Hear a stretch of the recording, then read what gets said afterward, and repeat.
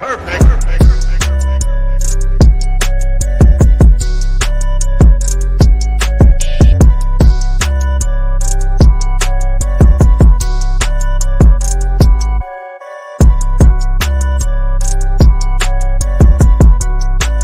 you like to support the Insiders? Pick up some merch now. Support us by getting a shirt, a hoodie, support Abby's window, get a Shenanigans shirt, whatever you'd like. Pick up some merch now. Insiders Pro Wrestling. The link is at the end of the video.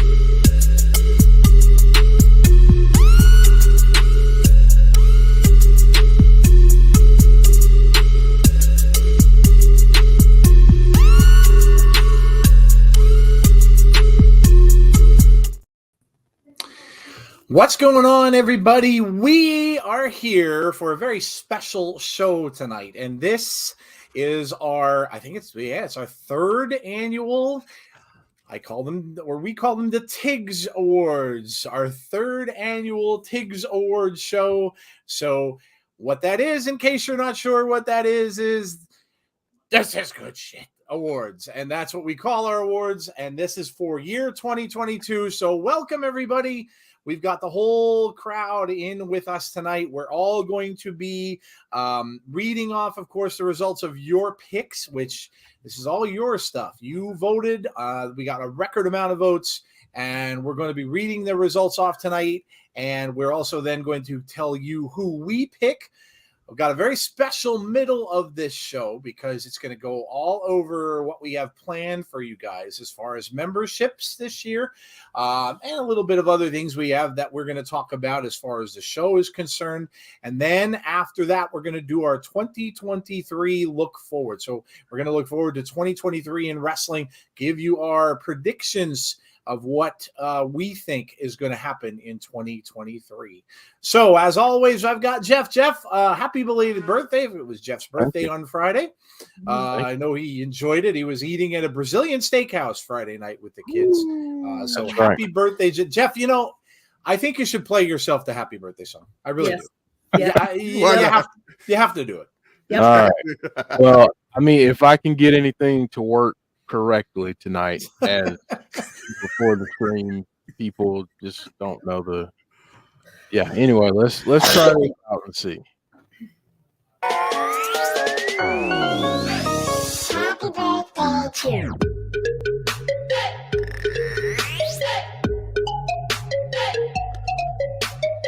There we go. It worked. There you go. So test number 1 has passed. Everything worked. But yes, Jeff is a very young 26 years old. So happy birthday, dude. And looking forward to the awards show because really, Jeff, this is where we started. This is where it all began.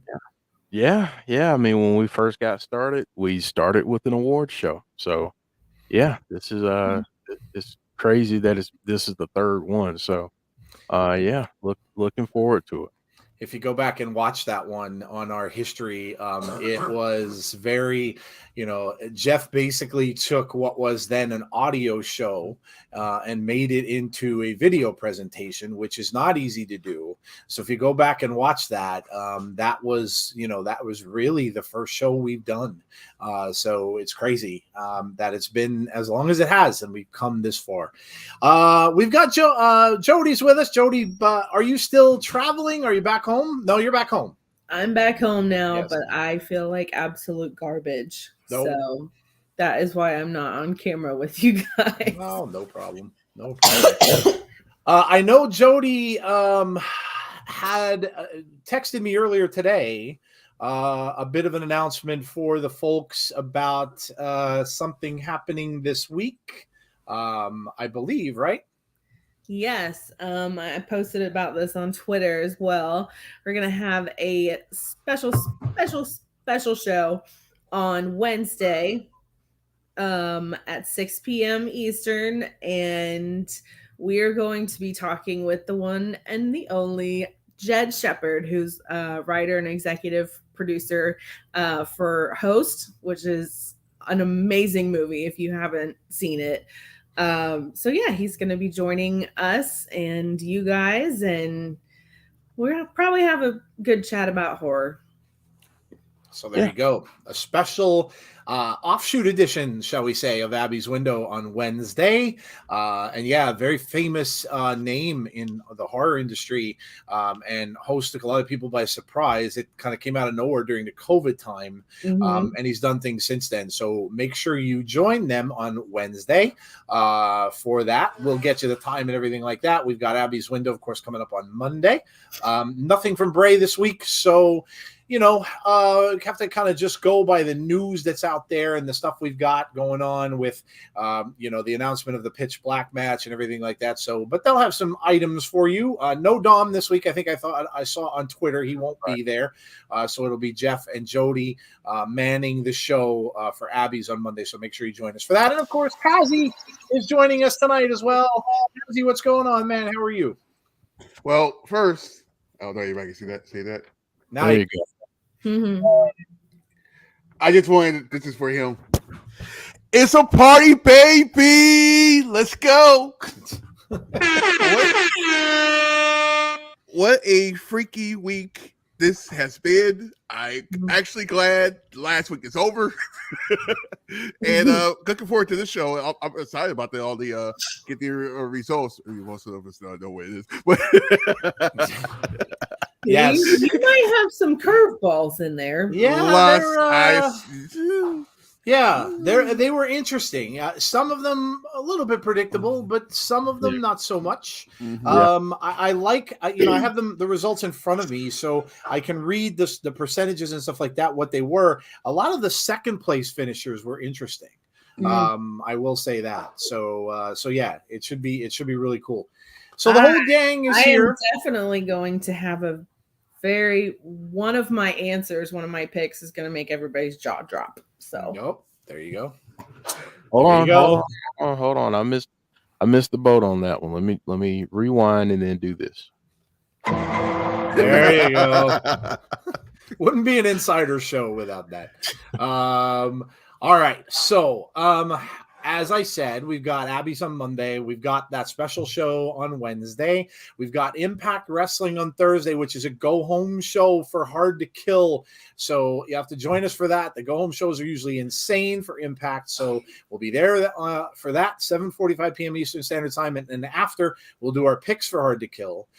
So busy Thursday and then busy Friday because we've got Hard to Kill. It's Friday the 13th. It's my favorite day of the year. And we have two of them this year. And so it's Friday the 13th. It's an Impact pay-per-view. There could be some really weird stuff that may happen on SmackDown as well with Bray because of it being Friday the 13th. So a lot of stuff going on Friday. So make sure you join us Friday, 7:45 p.m. Eastern Standard Time on Friday as well. And then we'll be back here next Sunday for our Between the Ropes show, which will be the normal format of Between the Ropes. So, okay. Let's get this party started, Jeff, and we're going to go. We have 10 awards that are going to be given out. So we are going to start right off with number 10. And like I said, we'll read your choice. I'll go over a little bit and just kind of see who is second. There are also some write-ins as well.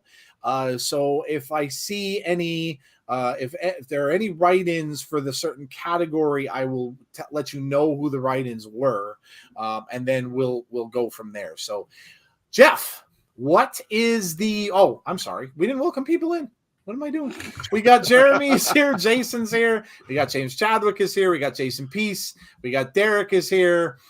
We got Big Dan, we have Anthony Slate, Jason Stoffer. Jason, do you really think that I would possibly put a bet down on a Cowboys team that just got shellacked with their starters playing just about the entire game by the lousy Commanders this week? Do you really think I would?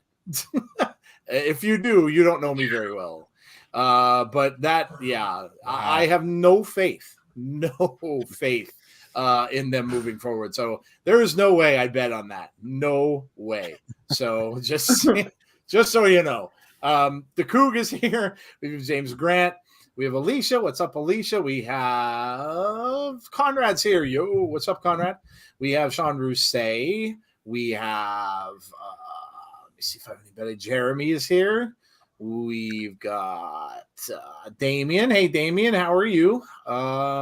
We have Brandon. Hey, Brandon, how are you? We have Hunter Iggy. Hello to you. Did I miss a question by Hunter? I don't know. If I did, it might have been up a little farther and it might have gone past. We have Clay. We have Hayden. What's up, Hayden? And Alexa Bliss Gamer 0809. All right. I think I got about everybody. So, all right, Jeff, let's roll. What is our first Tiggs Award of the night? First one, most shocking event of the year. This is a new one. So we included this one this year for the first time. So most shocking event of the year in professional wrestling. If you guys didn't vote in the poll, shame on you. But if you didn't, I get it. You can vote now. You can certainly yell out in chat what you thought it would be. And again, you can't include the whole Vince news now because that's 2023. But yeah, if you didn't vote, you didn't get a chance to, let us know. But Jeff, let's reveal it. What is the winner for the most shocking event of 2022? And the winner is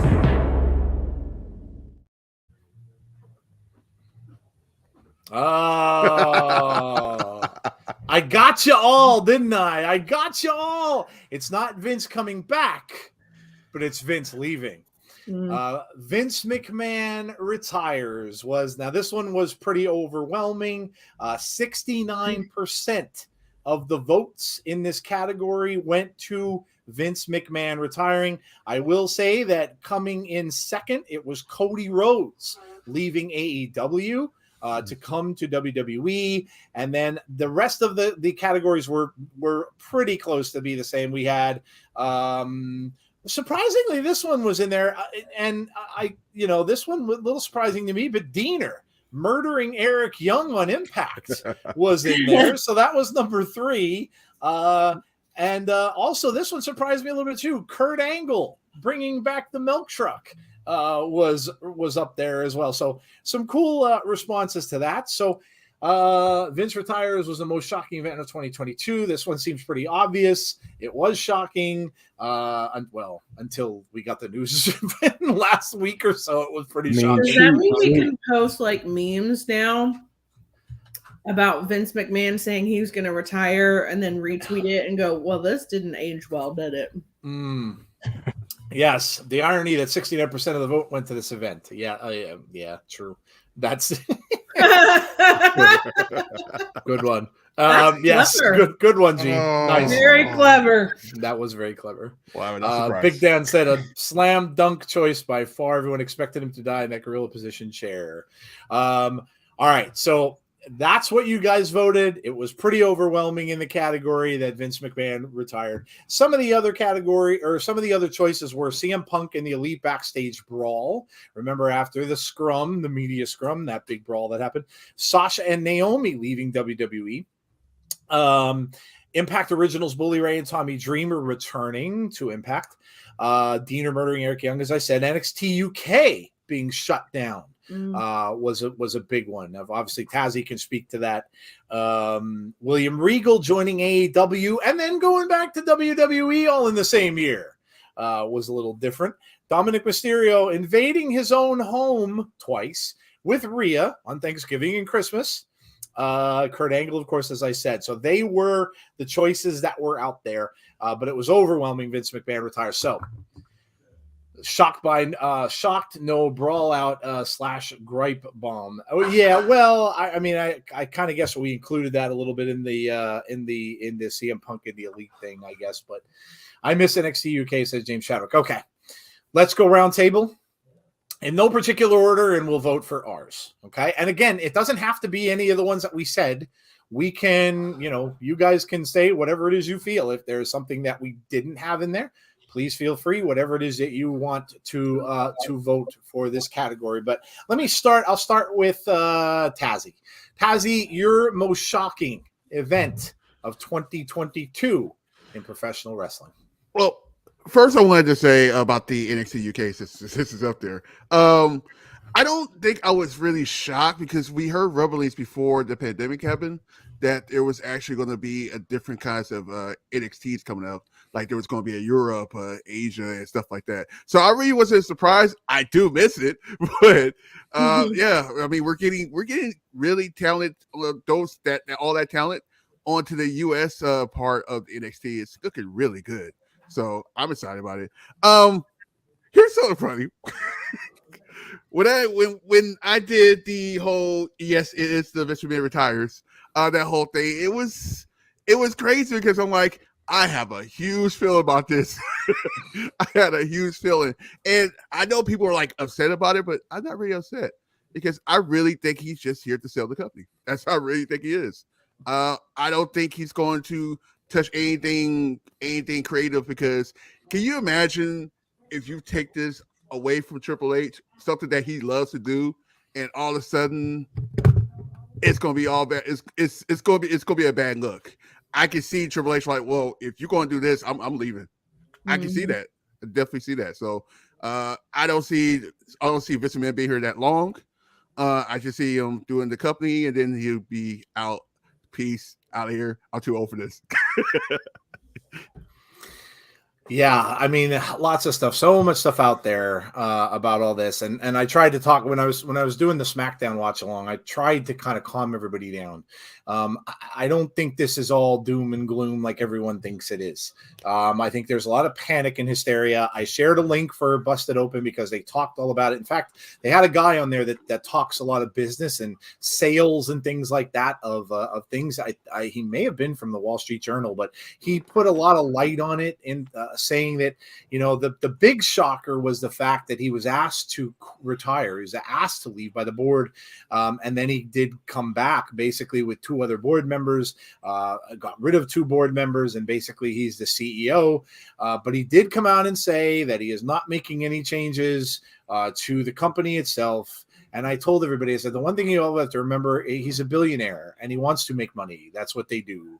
And so I wouldn't hit the panic button just yet. I'm not saying it can't happen, but I do agree with Tazzy. I think he's just back to sell the company or to negotiate TV rights. And that was very interesting on that Busted Open show as well, because a lot of stuff mentioned about where they may go. Amazon Prime was brought up as a place for SmackDown. A lot of people may not be happy about that because you're going to have to subscribe to Amazon Prime just like you do to get the Thursday night football games. So, I this is all speculation, but they did say, or the gentleman did say that this would probably all be revealed in the next probably 4 or 5 months because they usually do it about a year or so before they expire, which they will expire next year. So, but listen, I think we just need to calm down. It's not a trust in him. The other thing too, you have to look at it from this standpoint. What he did was awful. And there are probably going to be a lot more allegations coming out now that he's back. And do you really think that a lot of cable companies, networks, et cetera, are going to want to deal with him? And that because they don't want a black stain on them. Everybody was saying Disney. And you may want to pump the brakes a little on that. Because they may not want to deal with someone who has a lot of allegations about sexual misconduct against him. So, yeah. So, okay. Tazzy, let's go to Jeff. Jeff, what was your most shocking moment of 2022? For me, because there's another category that this could have gone in, but because I couldn't put it in that category, I had to put it in here. And that's Cody coming back to WWE. For me, I didn't think that was going to happen.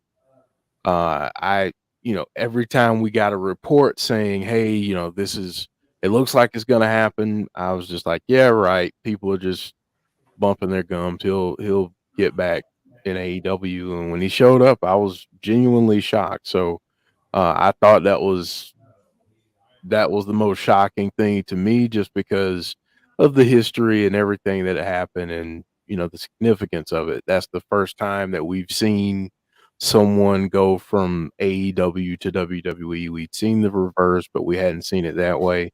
And that was a very shocking moment.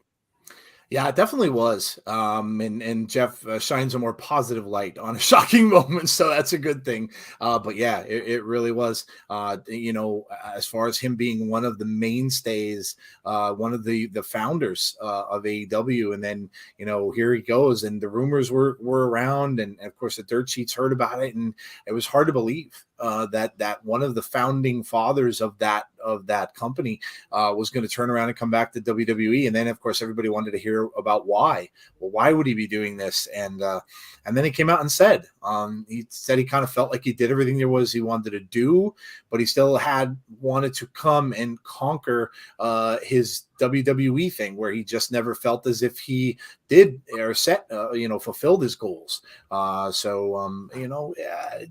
to him in a way, because it takes a lot of guts to do that. He certainly could have stayed in AEW. No one would have probably had a problem with that.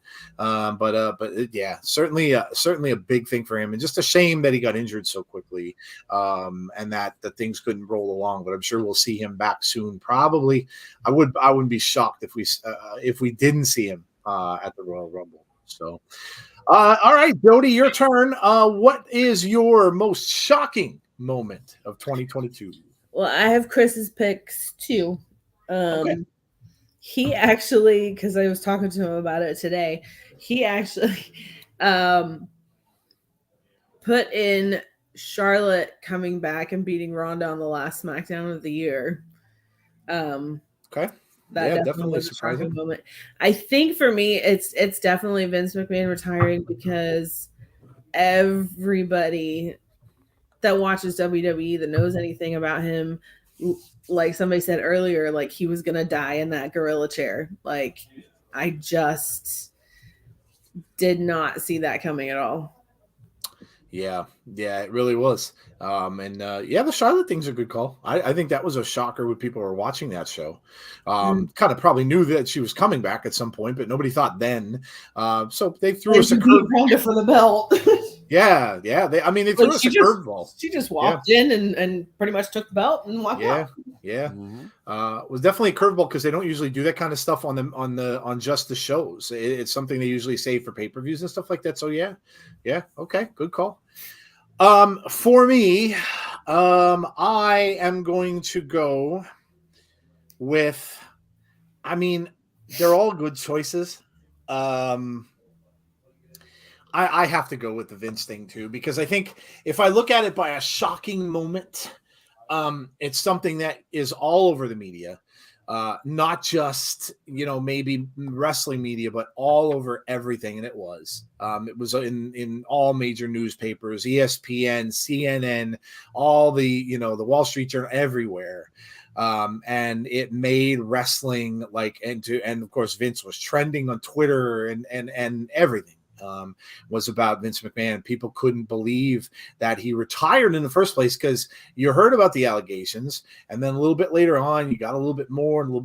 But I don't think anyone thought in their right mind that he would ever actually step back and step down. Mhm. So when he did retire, I think that was the real shock, was that, oh my God, he actually did step away, which surprised me, because you figured he'd fight it tooth and nail in being the person that he is. So yeah, I'm gonna agree with, of course, the voters, you guys, and of course I'm gonna agree with those who said it was Vince, because I think for me that it was shocking. I remember, I think I heard about that at work too, and of course my phone blew up.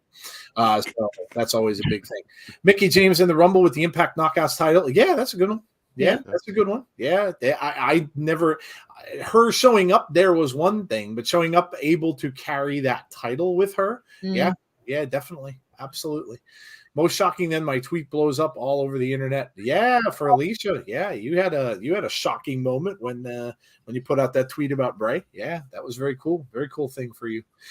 All right, let's move on, Jeff. What is our next Tiggs Award for 2022?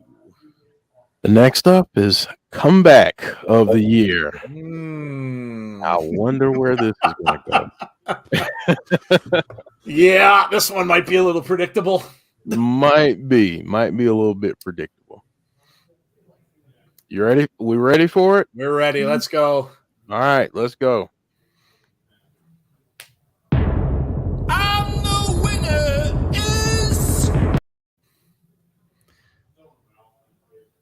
Well, I'll be darned. Does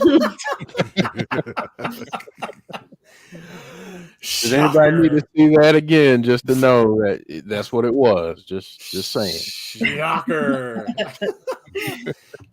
This one was pretty overwhelming. 78% of the vote went to Bray Wyatt. There were two the second place finishers were minuscule. It went from 78% to 8%. And there were two people that got that. Cody Rhodes and CM Punk were the second place, if you want to call it that, but it's really not even second place.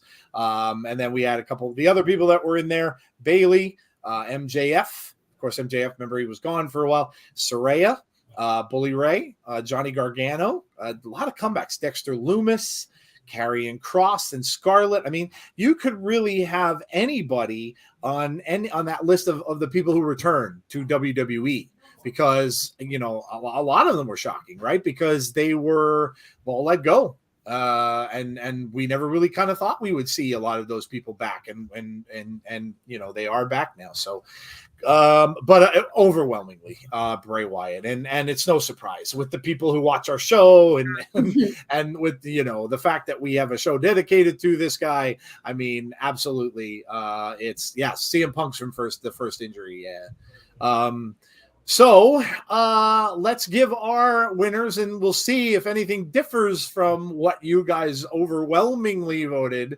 as comeback of the year.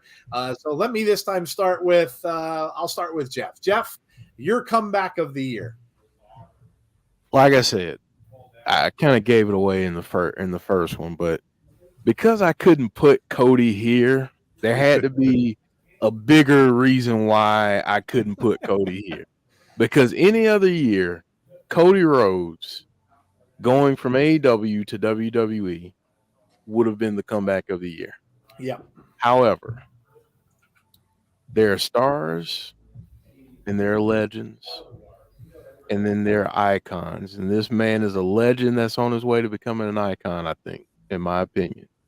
And that's Bray Wyatt. And seeing him show up at Extreme Rules after all of the teases and everything else was just spectacular. Right. It's almost like it's almost it seems like a long time ago that we started that whole White Rabbit journey, and right from the start, everybody got excited because they kind of figured it seemed like it was something with Bray Wyatt, but there was always a shadow of a doubt. There was always that little tiny bit of doubt in people's minds. Could this be somebody else? And they were almost putting Easter eggs out there to kind of tease us that maybe it was. But it ended up, of course, being the return of Bray Wyatt at Extreme Rules. And listen, I gotta say, and I'll just give mine now, and I'm going to vote for Bray as well. I have to say, though, it was one of the coolest. I've seen some cool returns, right? Chris Jericho's year Y2K comes to mind. I'm trying to think of some others. I remember when Roddy Piper came back in WCW was kind of a shocker because you hadn't seen him for a while. Hulk Hogan's return, but as a heel when he came down and the whole NWO thing started. So there've been some really good returns over the years. But this one, the way they did it, at Extreme Rules was phenomenal. I mean, I don't think I'll ever forget that. And it's fun to go back and watch it because it got to the end of the show and we're like, where's Bray? Where's Bray? Because we were doing the watch along. And then all of a sudden you got the music and then you got the flashes out to the puppet characters in the audience. And you guys all know it was just done really brilliantly. I mean, like Jeff said, the Cody thing was big. But for us and for fans of Bray, it was just phenomenal and it was really, really well done. So I'm going to let Jody for last because I'm pretty sure I know what she's going to say. So Tazzy, go ahead. So I was on the fence about this, like Jeff was. That's why when I said Jeff the pick, so I'm like, all right, then we do both, just so I can think about it a little bit longer, right? And I was like, I can't do that. Like being a Bray fan, yeah, I just did it. Being a Bray fan, I can't really do that. But at the same time, that comeback for Cody Rhodes was really big at WrestleMania. That was a big moment. Like it was. I heard in the crowd, you couldn't hear yourself when you were screaming. It was like crazy. But the way they did it at the end of Extreme Rules with the whole puppets and everything like that. How do you not beat that? So I have to go Bray.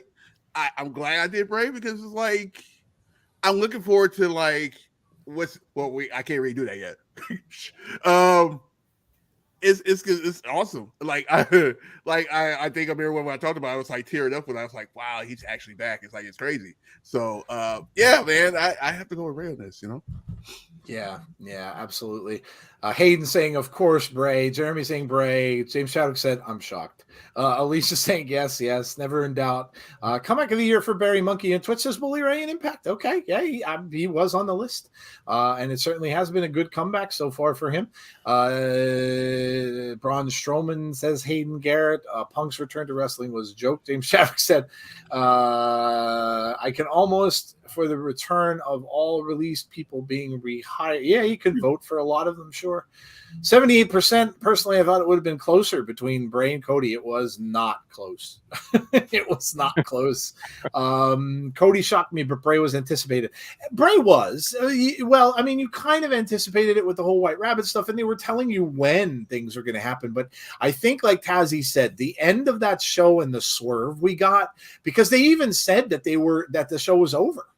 So it was really a weird thing that they did. And it almost seemed like, because we were sitting there like, what? Like, what is it over? And then all of a sudden they cut away to it. So for that little bit of an instant, you kind of didn't know. And so, but yeah, I see your point, but I don't know. To me, where we were with Abby's and how Jeff and Jody were keeping that afloat, never knowing that we were going to get him back. We didn't know if he was going to ever come back to pro wrestling. We had no idea. So I think for that reason, and especially coming for me, I was always a proponent saying I never thought he would come back to WWE because of the way they treated him. But things changed. Vince left, and there's a lot of different things going on. Bray's return with the puppets coming to life is my number one return of all time. Bray's music was epic, and Jody screaming, yes. And speaking of Jody screaming, see, wrestling's here. What's up? See, calling it now. Unless Joe directs the Undertaker to find the Fountain of Youth, Bray's comeback will be comeback of the decade. Yeah, I mean, you know, if they have the Undertaker come back, I mean, what, you know, do you think The Rock could be as big if he decides to make a return to wrestle Roman? You know, because that's all kind of up in the air. And what if they keep that all hush hush? Could that be up there? You know, I mean, he's mentioning the Undertaker. It's funny you mentioned that, because a lot of people are saying maybe he didn't get his, you know, the final match that he did, that last, you know, that the cinematic match, but he didn't have a final match in front of fans. So you never know in wrestling. You never know. Jody, I don't think I even have to really ask you, but go ahead. Obviously, Chris's pick was Bray. Yep. And look, Bray's comeback, it was on epic levels, epic proportions. He's amazing. We all know this. But if you ask me what makes a good comeback, and for me, what makes a really great comeback is one that you don't expect. Okay. And in today's digital age, keeping something that under wraps, as in that shocking boom moment, keeping that under wraps and literally nobody knowing about it, like nobody had any idea, is incredibly difficult to do. And that's what makes a good comeback for me. So I'm actually going to say Cody. Ooh. Oh, wow. I love it. A swerve. She said it. She said it earlier. She said she was going to swerve everybody. Yeah, okay. Because, yeah, I mean, it was that immediate moment that you were just like, holy, it's Cody. With Bray, we kind of expected it. It was Conrad built said up. that. We kind of knew that he was coming back at some point. We just didn't know when. The moment itself was amazing, and I love the way they did it. But it wasn't shocking to me. Like, oh, I'm so glad he's back. This is amazing. I love what they're doing. But it wasn't like, OMG. You know what I mean? Okay. I was excited. Yeah. But with Cody, being able to keep that under wraps and literally nobody knowing anything about it, and he just pops up at WrestleMania, I mean, you can't beat that for a comeback. I have a question for Jody on this one. Just a quick question. Just if they had waited to do, like, let's say they kept the same timeline and they did it at the end of Extreme Rules, and they held all of that White Rabbit stuff until then. They played the White Rabbit song, showed a little quick video, and then he pops out. Would that have made your decision different? Yes. Okay. Hey, it's that immediate shock moment, that shock factor, and that's what makes a comeback for me. Yeah, I mean, listen, it's very true and a very good point. You know, it's so hard to keep stuff from anyone, especially in the wrestling business and the entertainment business, because everybody hears things, people backstage, talent, whatnot, and then it gets leaked, and that is very true. It was not leaked. The dirt sheets didn't really even know, and that's a shocker too. So yeah, no, it's a great point. It's a great point. Bray's was more spaced out. Everybody kind of knew, like I said, with what was going on. You know, people were assuming, that it has to be Bray Wyatt. It has to be Bray Wyatt. And so that was in the back of their mind. So yeah, no, great point. James Chadwick says, facts, Jody. Hayden says, I'm stunned. What, Jody going for Cody? It's eye-popping. Deanna says, who is this, Jody? And where did the other one go? Doesn't mean I don't love Bray, and I didn't love his comeback. It just, like, Cody shocked me, and that makes a comeback for me. There you go. Just being honest. Big Dan says Jody throwing a curveball. James Grant says, good point. Let's see. Like I've been saying, Cody was more shocking than Bray, says James Chadwick. So, okay. All right. Well, there you go. Fair enough.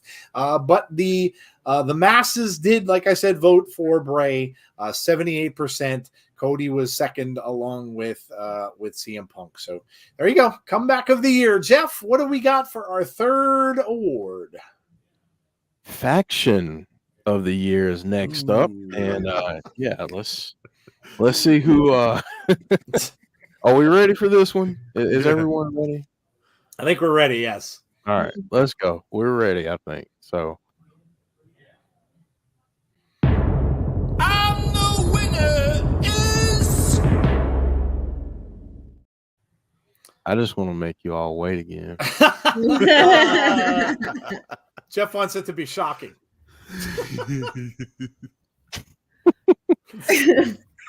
Everybody knows who it is. Let's just. Yeah, I mean, come on. I don't have to play a video for it, do I? Yeah. Nah. I mean, I do. I mean, I can. I can play a video for it. If you guys just want to see Roman looking all handsome and stuff, and all that, I guess. I if mean, wanna see that, he is handsome. he is a so- handsome dude. He is a handsome dude. There you go. That satisfies that. Yeah, there again, this one was overwhelming, even more overwhelming in percentages than the Bray one was. 72% of you voted for the Bloodline. The others were Judgment Day, Blackpool Combat Club, Jericho Appreciation Society, Damage Control, the OC.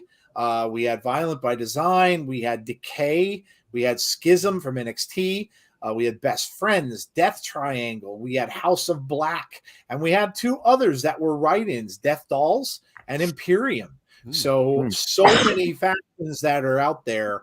But this one, overwhelming, 72%, like I said. The next one, though, was a little bit of a surprise of them all. 5%, again, not a big percentage, but 5% went to the OC. So the OC was the second. Which a little bit surprising for me. I kind of would have thought maybe more would have voted for, I mean, I know a lot of people don't like Judgment Day, but, Judgment Day played a huge part on Raw. They've been on, for a long, long time now doing stuff. And Blackpool Combat Club, of course, big in AEW with the people that were there, and especially when Claudio joined up with them. Jericho Appreciation Society, Jericho with another faction. Damage Control was huge for the women when Bayley came back. So a lot of big names there, but of course, none bigger. And I said this on SmackDown last night. This storyline has just gotten better, and that's hard to believe. It's been going on for so long now that how do you make this better? And I think the shocking thing for me about this was the addition of Sami Zayn and what he brought to it, which now we're hearing that was Roman's idea, that Roman wanted Sami to join the faction. So smart from Roman Reigns. And it just brought new life into this whole thing. And we see what's going on with it now. What's going to go on with this now? We'll talk about that in our predictions. Jeff's got a big one about this, by the way. So make sure you stay tuned. But the Bloodline, yes. And very, very hard to vote against the Bloodline. They are absolutely phenomenal with what they are doing. A lot of people are agreeing. James Grant, Bloodline, here we go, says James Chadwick. Bloodline, of course, definitely the Bloodline, hands down. The Tribal Teeth, says Derek Fleming. House of Black could be amazing, but ain't being booked right.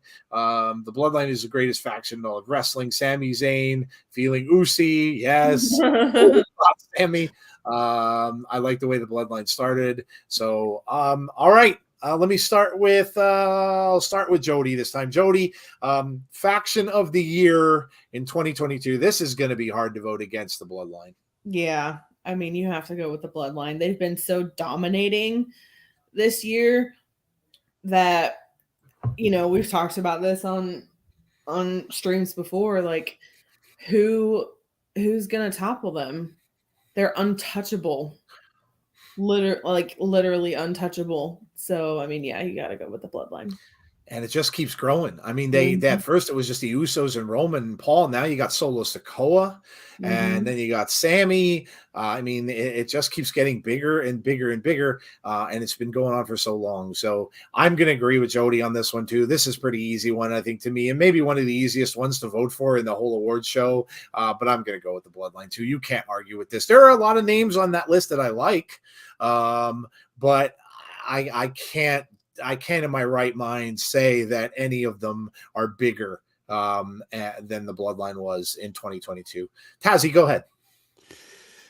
You know what's crazy about this? And this is the bloodline, by the way. We go back to 2020, where this all started on that SummerSlam, and we shockingly got Roman. We didn't know what was going to happen, and they had the storyline go from there to here. Like this storyline been from the pandemic to now. It's like, what? You don't see long-term storytelling like people say that WWE don't do. And you see this, you see like I don't think this is not going to be over anytime soon. Even if when I'm sorry to say this, when Roman loses, I still don't think we might get a leader change, but I don't see them getting away from this bloodline until the steam comes down on it. But yeah, man, this is a great like. If you would like, tell me how you make a faction. You get your main person that's like your leader that go against the titles and stuff like that, and you get your tag teams, and then you get your other people that probably go for the mid titles and stuff like that. AKA, we might get a certain faction coming back. Just throw that out there right now. Looking forward to that. Perfect timing. So I'm looking forward to that. That maybe they'll go after the bloodline in the future. That would be an interesting battle. Yeah, I mean they've already kind of hinted at several of these factions possibly coming back and returning. So hints out there. So we might see a lot more of that this coming year. Jeff, I can't imagine again. You're probably not. I wouldn't think you have another choice, but go ahead. I don't. So I just want to throw this out there that I'm picking the bloodline, but I will be honest with you. There are two groups that if you had asked me maybe 3-4 months ago, like before Sammy really got involved, if I would have said either Blackpool Combat Club or I would have said the Impact version of the Bullet Club. Okay. Adding Chris Bay, adding Ace Austin. I think, having Jay White come in and do some stuff there, having the Good Brothers there when they were there. I felt like those were two groups that were kind of nipping at the heels. And the reason I say that is because, in my opinion, I felt like the bloodline had gotten a little bit stale. Like, okay, we get it. You're a dominant group. You can't be touched. You got each other's back. You add Solo in the mix. It's like, okay, now you're really just stacking the deck against everybody. Nobody's going to be able to touch you. So we get it. We get it. It's enough. And then to add in Sammy and everything that he can bring, his brilliance as a performer just continues to add layers to this group. And I think that's why it's not getting stale, because you've got the comedic stuff, you've got the serious stuff with Roman, you got the serious stuff with Solo, but you can also have dialogue between Roman and Sammy where you get kind of comedic takes from both of them, even though Roman is supposed to be the serious one. So I love what they're doing with this group now, and I can't wait to see what they do next. Yeah, absolutely. Let's see what people are saying. I think for the most part, it looks like everyone's agreeing. Barry Monkey said only other faction I'd mention would be Chase U from NXT. Deanna says I like factions. A lot of wrestling fans, I think, share that opinion, and I think that's why you're seeing a lot more of it happening. There were always kind of groups. I mean, going back to obviously the Four Horsemen, and stuff back in the day, there were always factions, just not so many of them. But it seems as if there's such an amount of talent out there that a lot of times, they can't necessarily get TV time for them all. So sometimes it's better to group them up. And then when they do that, And that's kind of like what they did with Judgment Day. Damian Priest was kind of floundering. They didn't really know what to do with him. And then, of course, Finn Balor was the same way. When he came back again, he kind of, great athlete, but didn't really know what to do with him. And then they paired them all up. And then, of course, the whole Dominic Ray thing. And then they went with it. So kind of like that. I think that it just is it's a thing now. And I think they just like to do more of this because it just gives other people a chance to show out. In a place where they normally wouldn't have maybe had that opportunity before. So James Grant says, I agree, they were getting a little stale. Bloodline also lucky to have the greatest manager in wrestling. Yeah, of course. Paul Heyman is the mouthpiece, no doubt. James Chadwick is thinking maybe there might be some sanity on Raw. Yeah, that could be another faction we might see soon. Derek saying Imperium would be his second favorite. Jeff with that deep internal analysis, I love it. Soul monster and just like pepperoni on pizza. Good stuff. But I think we'll be seeing a lot more factions in 2023. I just do. I do want to add. Yeah, go ahead. Honorary mention on this. Toxic Attraction. Absolutely. This full, not even a full. It's actually mostly like a year in some change that they're.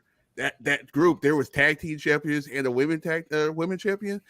I'm gonna do a little hint here. Your probably will be the only time you hear one of their names tonight.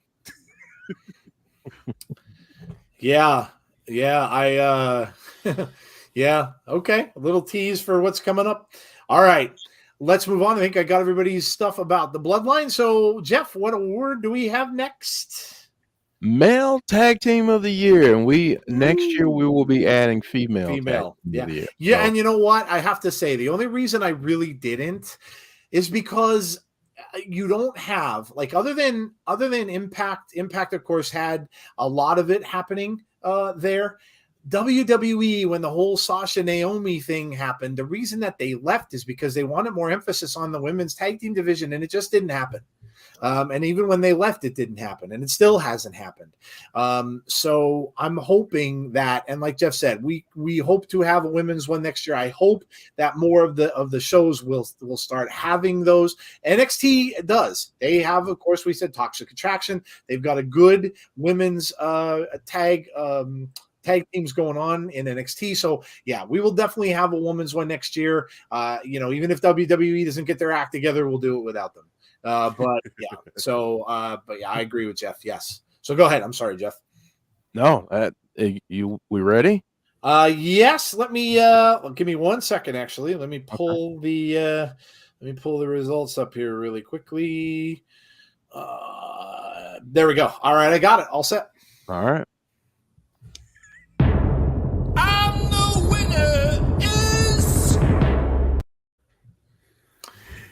Well.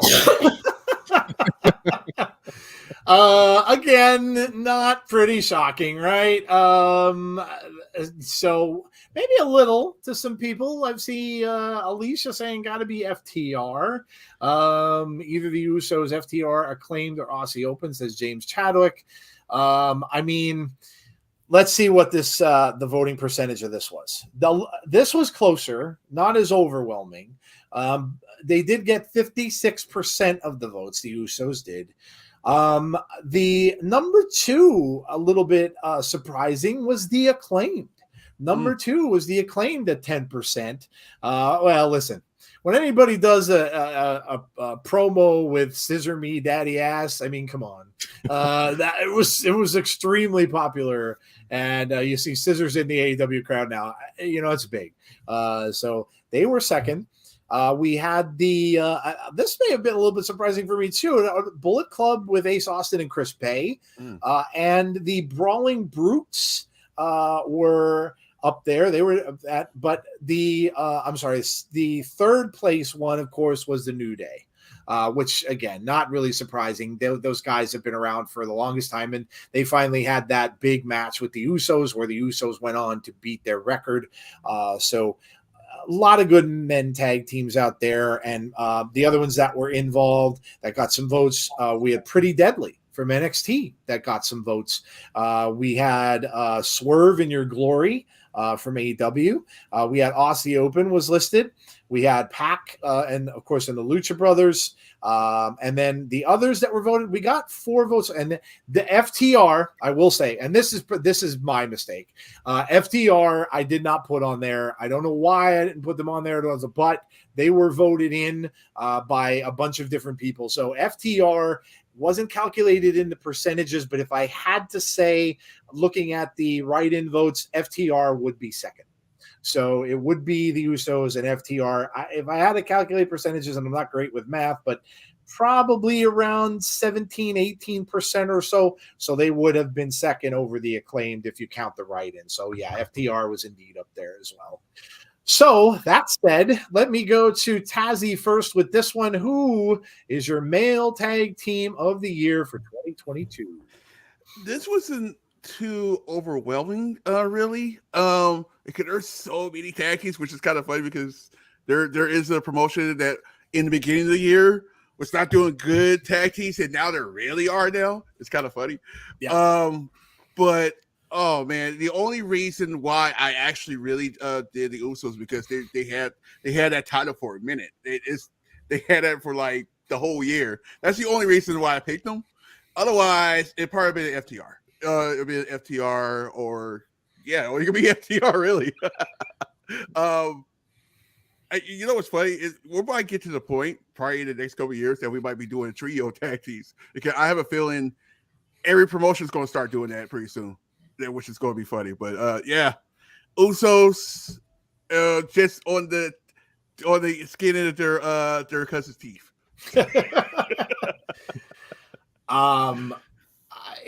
They were dominant. They were absolutely dominant. That said, I'm going to swerve a little. And I'm going to go with my boys in Impact. The Motor City Machine Guns. Man, oh man, I cannot tell you. And I know there are probably a lot of you that don't watch Impact Wrestling, but that are on the show tonight. I'm not sure you all watch or you don't. I know who does and who doesn't that's in the chat, but man, oh man, you got to give those guys credit. Every single tag team match I've seen them in, starting when we watched Impact, started watching Impact 2.5 years ago, have just been amazing matches. I don't see these guys do a bad match. And they have the titles now. They have 2 sets of titles. And they are just, listen, they're not spring chickens. They're not 20-some-year-old guys. And they still just come out and just do, like Sheamus would say, banger after banger. Just unbelievable matches we've seen these guys have. And the fact that they're still doing this at such a high level, it just is unbelievable. Absolutely unbelievable. And man, I'm going to miss them when they do decide to step back and retire. And, Jeff even mentioned this could be some sort of retirement tour with them with the belts now. But man, I'll be sad to see them go because they really, to me, I am a lover of tag team wrestling, and I have been since old WWF days because that's what they did. There were so many great tag teams back then. The Hart Foundation, oh my God, the Steiners were in WWE for a little while. The Rockers, Demolition, Mr. Fuji, and Saito. I can go on and on and on. But they were all about that back then. And they really, really take me back to those times. And again, part of the reason why I really love Impact Wrestling is because, when you had the North with Josh Alexander and Ethan Page, they just do it well there.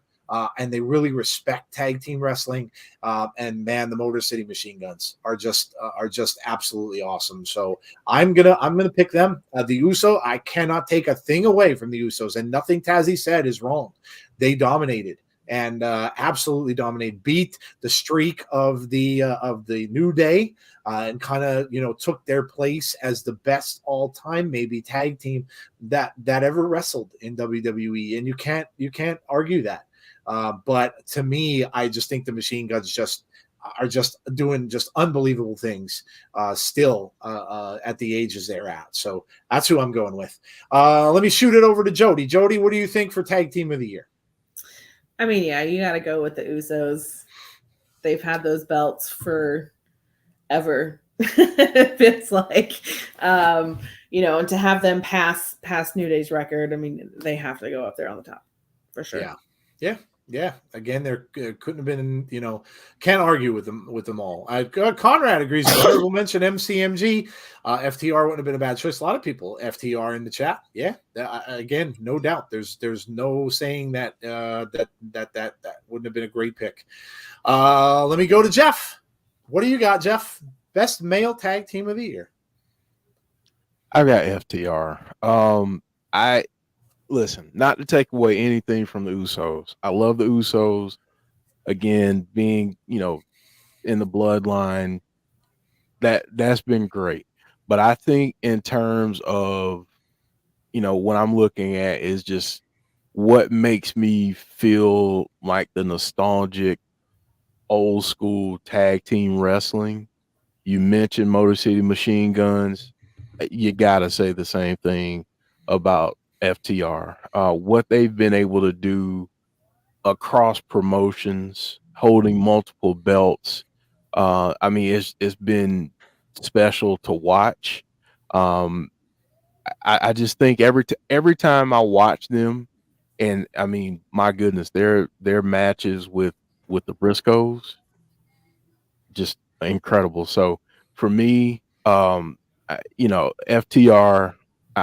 that to me right now, they're the best tag team in the world, and they might be on the move. Who knows? But we shall see. But yeah, they get my pick for this year. Yeah, absolutely. Totally see the logic behind it. Usos at Mania, there's no one that can beat us. We destroyed them. All that's left. Issues Open Challenge and the Revival music hits. I literally was about to say that. There's been so many rumors that they may be going back to WWE. That started months ago. So, yeah, possible. It's possible. That'd be a hell of a match for sure. And that would definitely bring eyes to the tag team division. No doubt. No doubt. So, all right. Well, tag team is done. Again, like we said, we'll have a female one for you next year for sure. What is next on our awards, Jeff?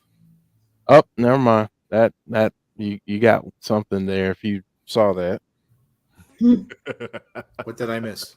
Did anybody see that? Nothing. Nobody saw it. No, Nobody saw it. Nope, I didn't see it. I don't know nothing. I don't know. I had my head down. Nobody saw that. Nope. Right? We didn't see that. I'm gonna use my Jedi powers. You did not see that. I will tell you. Men in Black. Yeah. You didn't see anything. I will tell you that the next category is storyline of the year. I do not know why that graphic is not showing up, but storyline of the year. Okay. And let's get to the winner. Let's do it. And the winner is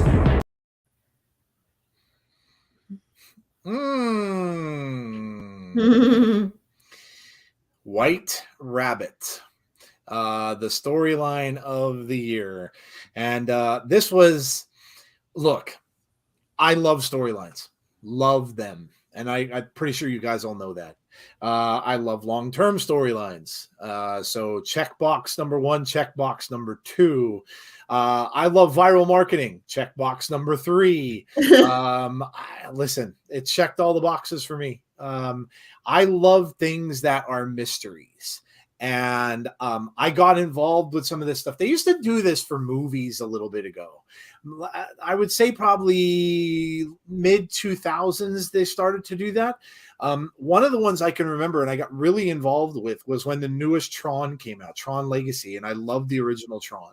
And when they came out with Legacy, they did this viral marketing campaign called Where's Flynn was the name of it. Well, Flynn is one of the characters in Tron, and I got involved with that, and you did all this stuff on the computer, and it was cool because if you did this stuff, they gave you prizes. They would send you stuff in the mail. I remember getting an NCOM Tron badge with my picture on it. I got all these little pins and everything like that. It was really, really cool, and it was this thing that you were doing in a computer, and what it was to intro the movie. Then they did it with Cloverfield. I don't know if any of you saw the movie Cloverfield, but they did it with that too. There was a Mhm. website you go to and you could read up on all this stuff and what was going on and how this happened and blah, blah, blah. And it was all part of the whole storyline. I love all that stuff. I really do. I think it's smart. I think it's really well done. And when this first started, we didn't know what was going on. I said this earlier, we kind of thought we knew, but there were always doubts. What would a rabbit have to do with Bray? So there was always kind of a little bit, and then as we got closer, then we realized it's got to be him. I can remember the Abby show when Jody first said, "Oh, it's Bray," but there was a little bit of time we didn't know. There's no indications other than the music that they played at the arenas and things like that. So, but I love this and I hope they do more of it. They had said that they probably will. So I hope they do this with other people that return somewhere down the line as well. Could you imagine, like C Wrestling mentioned before, could you imagine like if they would bring Undertaker back? Something like this being done for him, or even The Rock, or someone huge that they would. Could you imagine something like that happening? I think it's cool. It gets everybody involved, and yeah, I absolutely love this. So let me give you the results here. Now there was 62% voted for White Rabbit. There was a 23% on this. So second place. And this was the Bloodline getting Usi. And I can remember doing the watch along for that, and we were hysterical. One of the funniest things I think I've ever seen. He had the whole Bloodline basically rolling. They were laughing. It reminded me of a Saturday Night Live skit when one of the comedians would be like so hysterical that everybody else in the skit would laugh. So that came in second. And then the others were Edge betrayed by Judgment Day, Mickie James and her last rodeo, Honor No More versus Impact Originals, Dominic's heel turn and betrayal of Ray was up there. MJF leaving, quote unquote, AEW, return of the Elite, Luchasaurus turning on Jungle Boy, which was big. Those two guys were together for the longest time, so they had no right for this category. But I will go to Jeff. Jeff, let me go to you. Do you have a different choice for the storyline of the year? I do. Okay. I do. And I love this storyline. Don't get me wrong. I love it. But I count that as a part of the comeback. That's how I justify this in my mind. to spread this out, to spread the love. To me, being the Impact mark that I am, and I will admit that, what Honor No More did for me, Eddie Edwards turning, which, I mean, you just wouldn't think that would happen if you had been watching and, following Eddie. He was the ultimate Impact guy, and then for him to turn, and then you get, the Ring of Honor folks in there. You get OGK, you get Kenny King, you get PCO and Vincent. What that group was able to do while they were together was tremendous, and I enjoyed what they did. And honestly, the breakup was pretty cool too in some ways. So yeah. I'm gonna go with Honor No More and what they did in Impact Wrestling. Yeah, Honor No More really brought some great athletes onto Impact that were kind of out in limbo because of ROH being done away with, and the storylines they were involved in, and the matches we got because of that. Remember PCO and Jonah? Some of the matches we got out of that, and the storyline was tremendous, and it really was big for Impact Wrestling. People were tuning in. They were getting good ratings more and more with that because people wanted to see where that was going to go, and that's what a storyline is. And that's an absolutely great choice. I have to agree with White Rabbit, says RK Shuttlesworth, but can I put Swingers Palace? You can put Johnny Swinger up there whenever you would like to. already heard that a couple of years ago. Yes, right. New Japan and ROH now working together. Let's see. We've got White Rabbit number 1, Bloodline number 2, Judgment number 3, Death Dolls was Edge last year. Yep. I'm going to swerve you guys a bit. For me, the storyline of the year involves Judgment Day. However, it involves Judgment Day at the very beginning with Edge. Yeah, okay. Eddie killing or trying to kill PCO, says Deanna. Some good stuff in Impact this year. Absolutely. Punk in the Elite Media Scrum for some reason. More to this than we are seeing just a hunch, says the Coog. Storylines that take you on a journey as well as just magnificent and pure genius, says Alicia. I love Bray, but I would put Sammy Uso a tad ahead just for the fact that it unexpectedly got over, says Big Dan. So well done, perfect storyline, of course, White Rabbit. All right, let me go to Jody. Jody, what do you think? Storyline of the year. I mean, we live for these storylines. Yep. That's what my whole show's about, what our show's about, and nobody is a better storyteller than one Mr. Bray Wyatt. Yeah, absolutely. And it was tremendous. Working, of course, with Rob Fee, big part of this as well. So yeah, without a doubt, it was absolutely tremendous. Tazzy, what you got? As much as I want to do the Bray, and look, I was actually around that emotion with that. I told Joey this. I'm like, I was at one of those events when the White Rabbit was playing, and I was like, this is definitely Bray. This is definitely Bray, because I had that same feeling at when I went to the Hell in a Cell match. Same feeling. It's like, okay, we know what this is. Yeah, but the only reason why I'm going towards this other thing is because they've been doing this for the whole year. I'm expecting to do this different next year, though. I'm just saying. So I'm gonna have to give the Bloodline their due. They had the storyline of the year, the whole year. So that's the only reason why I'm doing this. Otherwise, it would have been great. I'm sorry. Hey, no reason to be sorry, dude. Everybody gets their vote. No reason at all to be sorry. All right. Well, there you go. So that is our storyline of the year. Jeff, what is up next? All right, let's see if this graphic will show up. There we go. Hey. Best pay-per-view of the year. All right, here we go. I will tell you guys, I'll give you a little sneak peek. The closest voting of any award we had this year. This is extremely close, to the point where we had a flat foot tie for first place. So there you go. All right.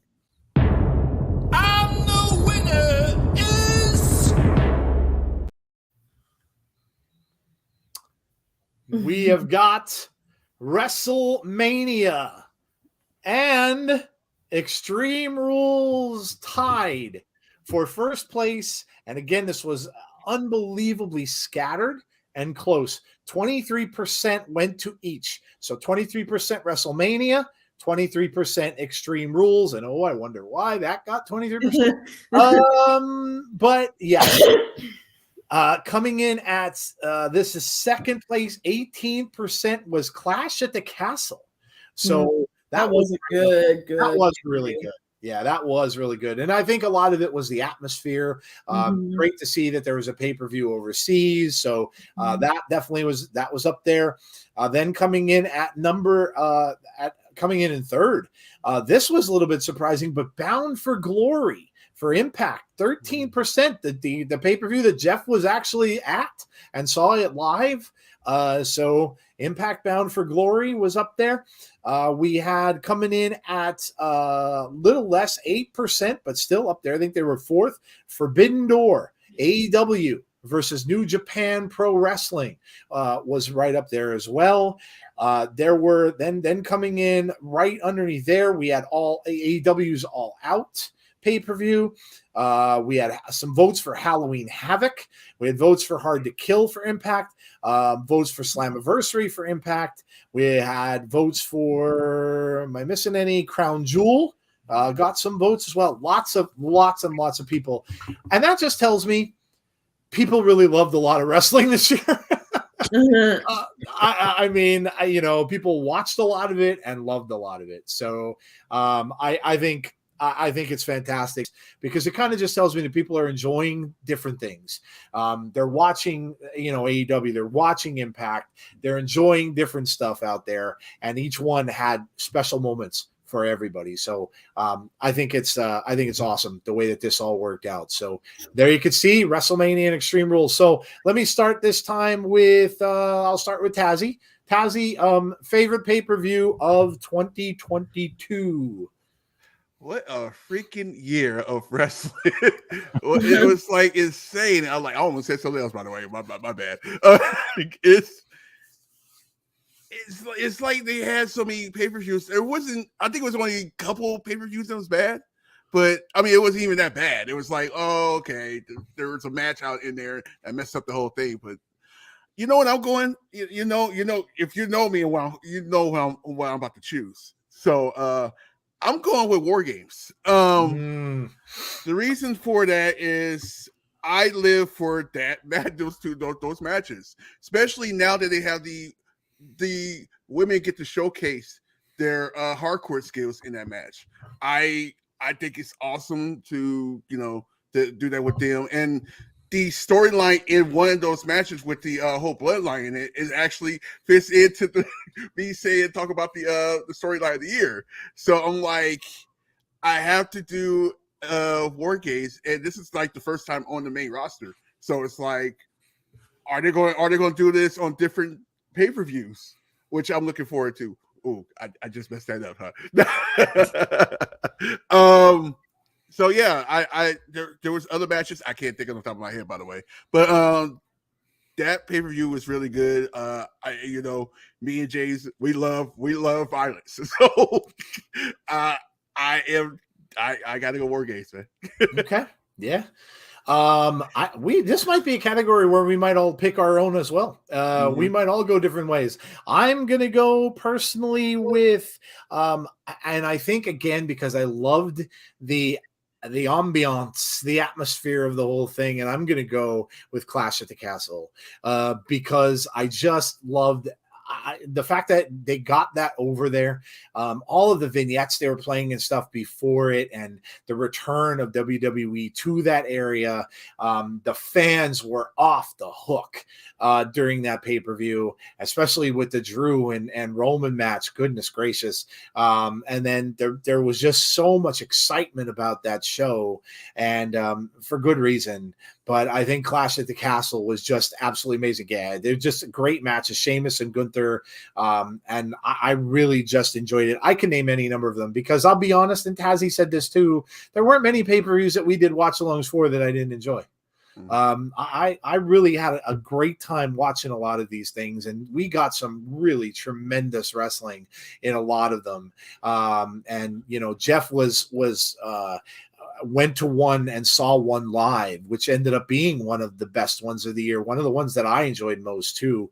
So, but I'm going to go with Clash at the Castle. It gives me a lot of hope to see what they're going to do with Money in the Bank being in London this year. And I kind of hope they do more of that because you take stuff on the road, you go overseas, it just brings out different things. And I think it's going to be cool to see some more of that. So Jody, what was your favorite pay-per-view of the year? I'm going to go with WrestleMania because for the same reason that I put Cody as comeback of the year, being able to keep something like that under wraps in today's world is impossible. Yeah. So the fact that they were able to do it, my hat's off to them. Yeah, absolutely. And of course, I've got to go with Jeff. Jeff, what's yours, man? I'll say this. I'm gonna pick WrestleMania. Okay. And I'll explain why. But there were other pay-per-views that had better wrestling matches on them. I can think of Triple Mania. I can think of Wrestle Kingdom all the way at the beginning of at the beginning of January last year. That was awesome. Forbidden Door had some great matches throughout that card. But for me, if you tell me that we get 2 nights of wrestling and you get to see Stone Cold Steve Austin not only be a part of WrestleMania, but wrestle. And not just a regular wrestling match, but a hardcore wrestling match. You know, like honestly, in 2022, I didn't see that happening. There were just so many big moments at WrestleMania. Cody coming back, Logan Paul. You know, I mean, there were a lot of moments, but that's why for me, I'm looking at the moments, and that's what makes WrestleMania, you know, kind of stand out for me, is just those big moments, just one after another. Yep. Oh, and I even forgot Sammy and Johnny Knoxville. Oh my God. Yeah, that was hilarious. Absolutely, that big hand and oh my God, what a mess. Sammy getting caught in the big mouse trap. Yeah, that was awesome. Yeah, that was absolutely hilarious. So yeah, it was just, listen, this just goes to show you 2022 was just, it was a really fun year for wrestling, that the votes were so close, that, you know, so many people just liked so many different shows. And that's really awesome. That is really awesome. Triple Mania, Christopher talking to the Coug. I can't remember the pay-per-view, but I'm going pay-per-view where Cody faced off against Seth with a torn pec. That was Extreme. Was that Extreme Rules? Hell in a Cell. Hell in a Cell. Hell in a Cell, Sorry. yeah. Yes. Thank you. That's right. Hell in a Cell. And that, there you go. There's a good example of one that was terrible. Not that particular one, but Hell in a Cell has been awful lately. And I mean, look what we got with that one. So even that was better. The ending was stupid at Clash Fury singing with Drew. That was just a shout out to the audience. That's all that was. They just wanted to do that to celebrate the audience, which I'm okay with that. All right, let us roll along here. What is next? Sorry, I'm late, says Zeke. No worries at all. Thanks for joining. And what's our next award, Jeff? Next award is Female Match of the Year. We're at Matches of the Year. So this is the Female Match of the Year. Who is our winner? And the winner is... This was a surprising vote for me. It really, really was. And to all you Impact people that watch our show, man, I'm proud of you guys. Mickie James versus Deonna Purrazzo in the Texas Death Match for the Knockouts World Title, and it happened at Hard to Kill. So Mickie James and Deonna Purrazzo. The lead up to this was awesome. The match was tremendous. Listen, these two put on a show. And again, man, if you don't watch Impact Wrestling, goodness gracious, go back and watch it. You can look it up on YouTube. This was fantastic. If you just know Mickie from her time in WWE, you ain't seen nothing yet. Go back and watch this match. It is really awesome. So, wow, I was really surprised to see that. And again, this was probably our second closest of the voting. So, Mickie and Deonna got 21% for their match. Second one on the list was 18% went to, and this match was tremendous, by the way. Britt Baker and Thunder Rosa in the steel cage match at St. Patrick's Day Slam. Amazing match. Love Thunder Rosa. And that against Britt, was fantastic. Was that fantastic? People were talking about this match for days after. Fantastic. Then it goes down to 15%. That was Bianca Belair versus Asuka versus Becky in Hell in a Cell. So the three of them in the Hell in a Cell match. Again, another great women's match. A lot of unexpected things that went on in there. Great match. Goes down then to 10%. And that was Jordynne Grace versus Masha Slamovich. Last knockout standing in Overdrive. So that was tremendous between Masha, who was undefeated at the time, going up against Jordynne Grace, who's now their current champion in Impact Wrestling. And then we go down to, we tying with, wow. I mean, here we go. We got a three-way tie. This is for like 4th place. Becky Lynch versus Liv Morgan, day 1. We've got Becky Lynch versus Lita at the Elimination Chamber. And then tied with those, we've got Toni Storm versus Jamie Hayter for the Women's World title at Full Gear.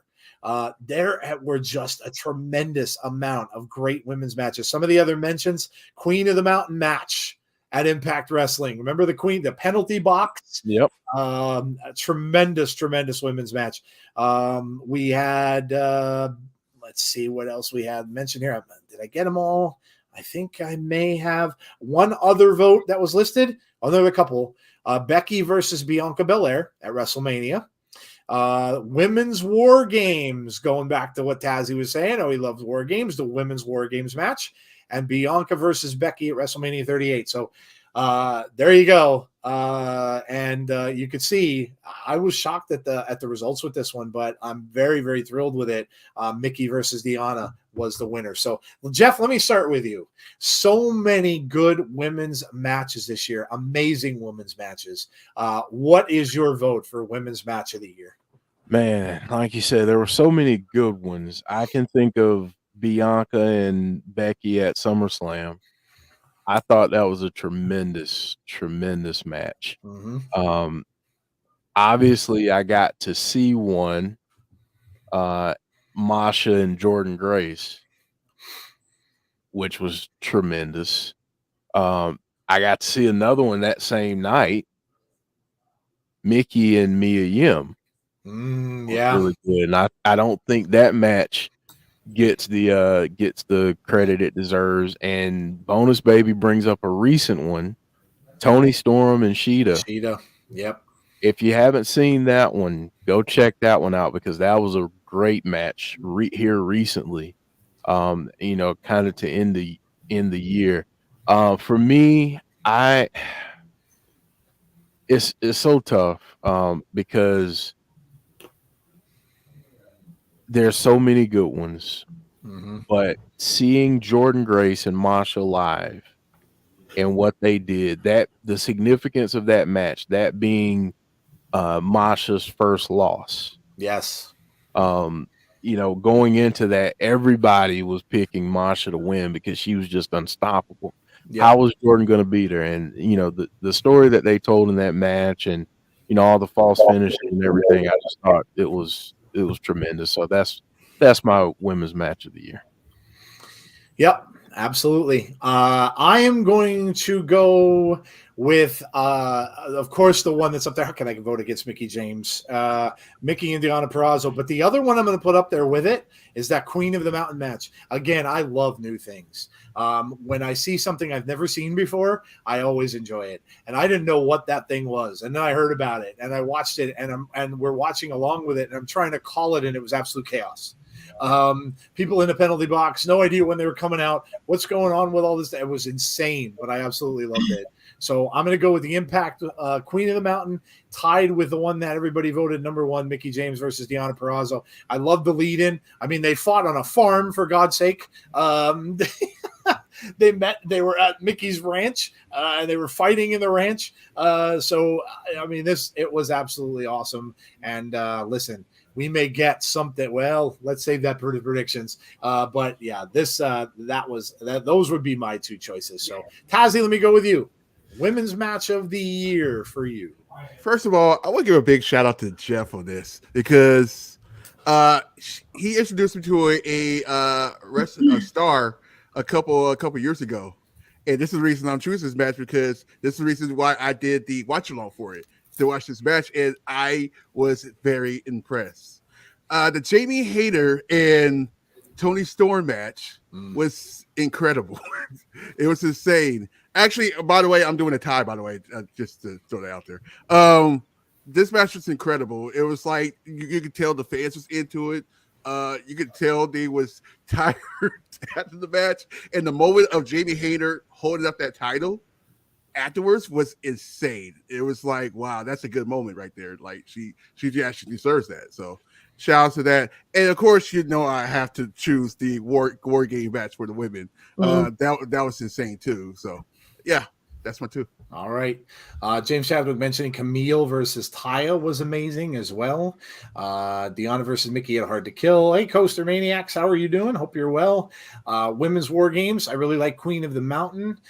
Becky with Bianca at SummerSlam. Iron Survival match. Tony Storm and Sheeta happened earlier in the year. It'd be there. Camille versus Taya at NWA 74. Hey, Jay Money, Jeff, how are you? Masha's going to be a huge star, says Deanna. Deanna and Chelsea holding hands. They crashed through a ladder at Queen of the Mountain. Chef's kiss. Jamie Hayter versus Tony Storm was a great match also. Jody, women's match of the year for you. Women's match of the year. Oh man, I'm gonna have to go with the War Games. Okay. Just because it was something kind of new to me. Yep. And I mean, it was a hell of a match. Yeah, the War Games matches are the fact that they had an all women's one was actually really cool. And again, like Jody said, something new, something different, something we haven't seen before. And it was just amazing to see. Listen, how cool is it how far that women's wrestling has come? Not just probably more than 10 years ago. You were lucky to see one woman's match, and it wouldn't even be on every show. And oh my gosh, it has come so far. And it's really, really cool to see. You can't, it's almost like we're going to get to a point, I think, and it's probably not going to be that far away, where we're going to be just saying match of the year, and the women are going to have as many matches as the men. And it won't be that far off. So it's really awesome to see how far it's come, and the pioneers of this women's revolution in WWE and all the other promotions that have it. We say this all the time, Jeff and I do, but the Knockouts division and Impact I'd put up against anyone. So it's tremendous where it's come, and we may not even have to have two categories going forward at some point in time. So it's awesome. Mustafa's here. Hello to you. Athena versus Sky Blue versus Shaza McKenzie at Warrior Wrestling was awesome. Ali Catch versus Oh, that was a good one. That was a good one. Wow. That was a good one. If you like the violence, that was a good one. Yes. Mako Satomura versus Roxanne was great. Charlotte Flair versus Ronda on SmackDown. I'm kidding. Hey, and I got to give this one a shout out to Giselle Shaw and Mickey James. Oh, yeah, that was an awesome one too. Yeah, that was really probably the start of when Giselle Shaw just kind of showed out. It was a tremendous match by her, and now we're seeing her character developing. So yes, absolutely great one. Absolutely great. All right, man. I believe we're probably going to mail. I would think next, Jeff. Right? Yeah, mail match of the year. All right. So are we ready? Let's go. Oh man. And the winner is... A lot of you already mentioned it. The famous pectoral injury match with Cody and Seth Rollins, of course, at Hell in a Cell, was pretty overwhelming. 59% of you voted this, and I think I have to say this. I think a lot of the votes went to this one because it was something that you have just never seen before. You when you saw someone wrestle as injured as he was, I just think a lot of people just were taken by surprise by the fact that he even showed up. When we heard that he was injured and he had a torn pectoral muscle, everybody's like, no way. There's no way he shows. And then when he comes down and showed that injury, it took everybody's breath away. So I think a lot of people voted for it because of that. Because you can look at some of these other matches, and you could probably say the matches may have been better, but I think a lot of you voted the way you did because of that, and that's perfectly okay. Coming in second, this is a little bit of surprise too. FTR versus the Briscoes at Ring of Honor Supercard of Honor. So we were talking about FTR. Jeff was talking about them before. A lot of you in the chat were as well. That came in second place. Going down the list, third place was Sheamus versus Gunther at Clash of the Castle.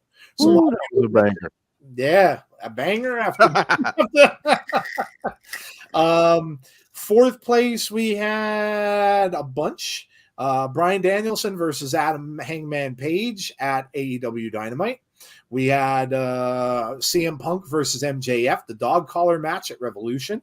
We had Roman Reigns versus Brock Lesnar in the last man standing. Who could forget the turning the thing over with the what the heck was that even called? A snowplow or whatever it was he had. The whole ring, and then him burying Brock under all the debris. We had Josh Alexander and Frankie Kazarian in Impact. We also had the Young Bucks versus the Lucha Brothers as one of the possible choices. Ospreay versus Okada at G1 Climax in New Japan. We had one other was voted, Sheamus and Gunther at Clash of the Castle. I'm going to go with mine. And I'm going to go with Speedball Mike Bailey versus Josh Alexander.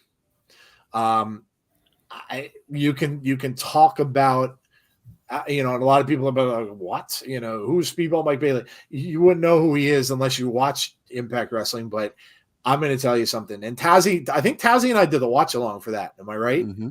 Yep. Blown away. It wasn't even a pay-per-view. It was a regular show.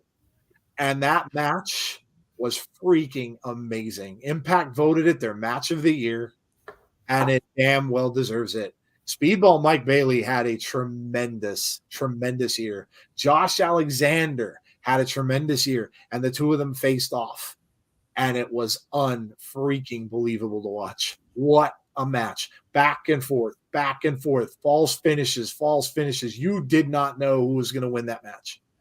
And when Josh Alexander came out on top, and me and Taz are like, but this is going so long. When is this? It was just so fun to watch. And I absolutely loved it. And it was, I said to everybody, and I put it up on Twitter, I hadn't seen a match like that in a good long time. And I put it up there saying so. But that is mine. And it, like, again, it wasn't on a pay-per-view. It was just a standard Impact show, and it was fantastic. Let me go to Jody. Jody, your match of the year?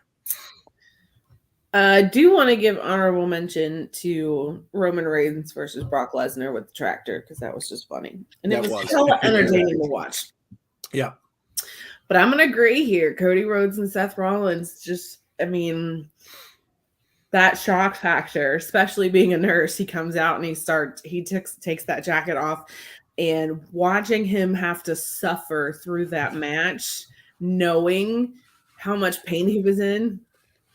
And like, Cody gained my utmost respect. And it's the match that stands out for me. When he pushed that kendo stick right into that area. I was sitting there going like, oh, it almost like you felt it yourself. And you're like, but yeah, I absolutely. It was something we have probably not a lot of us have seen and may not ever see again. Because it was that different. So Jeff, I'm going to go with you. What is your match of 2022? Formula seems pretty simple. You take one wrestler who never has bad matches, and you put them against another wrestler who never has bad matches, and you just give us that on free TV. I would be referring to Speedball Mike Bailey and Josh Alexander. Yep.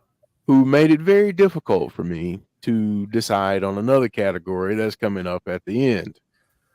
They both made it very challenging for me to pick wrestler of the year, but that match between these guys on an episode of Impact, like just the Thursday episode, nothing big. It wasn't even advertised. It was just a match that we got, and for it to be what it was, it was just remarkable. And I hate that I didn't get that I wasn't on the watch along with you guys because I wanted to watch it with you guys, and but I did go back and listen to your thoughts on it. But it was just a tremendous match, and I gotta say this: if you're not an Impact fan,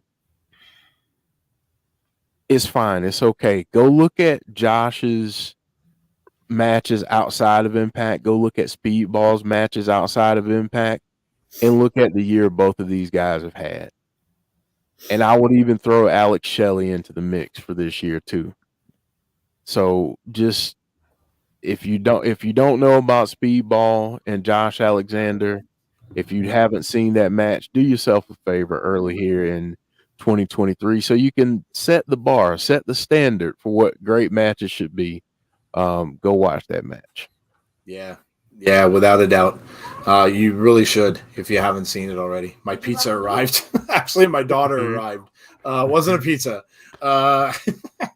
WWE was the year of Cody Rhodes. Cody Rhodes is a tough wrestler. Seth versus Cody was brutal. Coog AEW fans this year definitely brought back the 90s. WWE, WCW vibe. Speedball versus Gresham at GCW. Speedball versus Kent at Wrestling Revolver was awesome too. Josh Alexander versus Alex Shelley. Speedball had a great year, says Conrad. Speedball versus Takashita too. Speedball Mike Bailey versus Josh Alexander. A lot of people saying the same thing. Let me go down here. Let's see. Impact Wrestling is awesome. Look at Impact. Both of them have both of them have had. Sorry, I'll leave now. All right.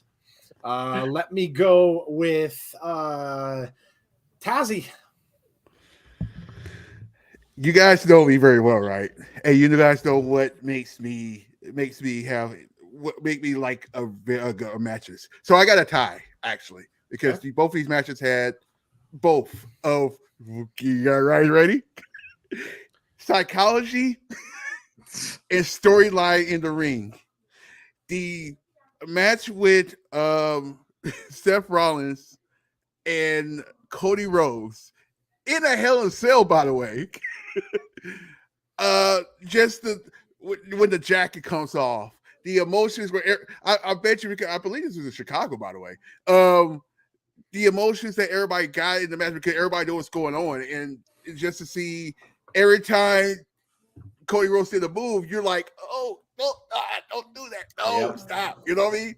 It's like you get emotions out of that, and the storyline that was going towards that into that too, and you got psychology in that too because it's like you got Seth like it was crazy. The other match has almost the same thing. Look, when me and Joe did this watch along, we're like, there's not a lot of matches on here. We don't get a lot of matches on Impact. It's like, okay, we're probably gonna get more promos and stuff like that. And Josh called out Bully Ray. We're like, okay, what's up? And then they say you go and get Speedball out of the blue. I'm like, what? And we're like, they start wrestling. We're like, okay. We're like, okay, cool. And then we're like, they started wrestling a little after 9:00 p.m. Eastern Standard Time, by the way, and it went until 10. So it was almost an impromptu Iron Man match. Yeah. It's insane. So I'm like sitting here, and the match itself, oh my God. So you're like sitting here, it's like, can Speedball just throw a curveball out of this whole thing and actually win? If he would have did that, we probably would have had a triple threat match for this Friday. Yeah, you're probably right. Yeah. It's crazy. So yeah, the shout outs to Speedball, shout outs to Josh. We're big Josh fans. It's like, that match was awesome. So that's my two matches. They were awesome. Yeah, there really were some, to quote Sheamus, bangers out there this year, and you could see everybody in the chat that's naming a bunch of them too. Really, really good year for some amazing wrestling matches. So, all right, we've got 2 awards left, guys, and then we're gonna go over the new memberships that we're starting up. So stay tuned. But we've got 2 to go. We've got Wrestler of the Year, male and female. So here we go, Jeff. Female Wrestler of the Year in 2022. Here we go. And the winner is Bianca Belair is your winner for Female Wrestler of the Year in 2022, and it was pretty overwhelming. 48% of the vote went to Bianca Belair.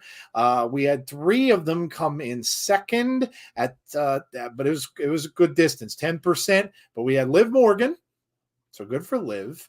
We had Mickie James, and we had Mandy Rose, all tied for second place for Female Wrestler of the Year. We had a couple write-ins. Rosemary, Zoe Stark, and Alexa Bliss got written into the vote. And then the others we had were Becky Lynch, 5%. We had Jade Cargill, 8%. We had Thunder Rosa. We had Tasha Steeles. We had Jordan Grace. And I believe that was it. So, all right, well, let's dig right into it. And I'm going to go with, I'm going to start with Jeff. Jeff, Female Wrestler of the Year. This is difficult because I can. Bianca obviously deserves it, but Camille and what she's done, NWA doesn't get a lot of love. What she's done, I gotta shout out Masha. Yeah. Gotta shout out Jordan Grace. Yep. But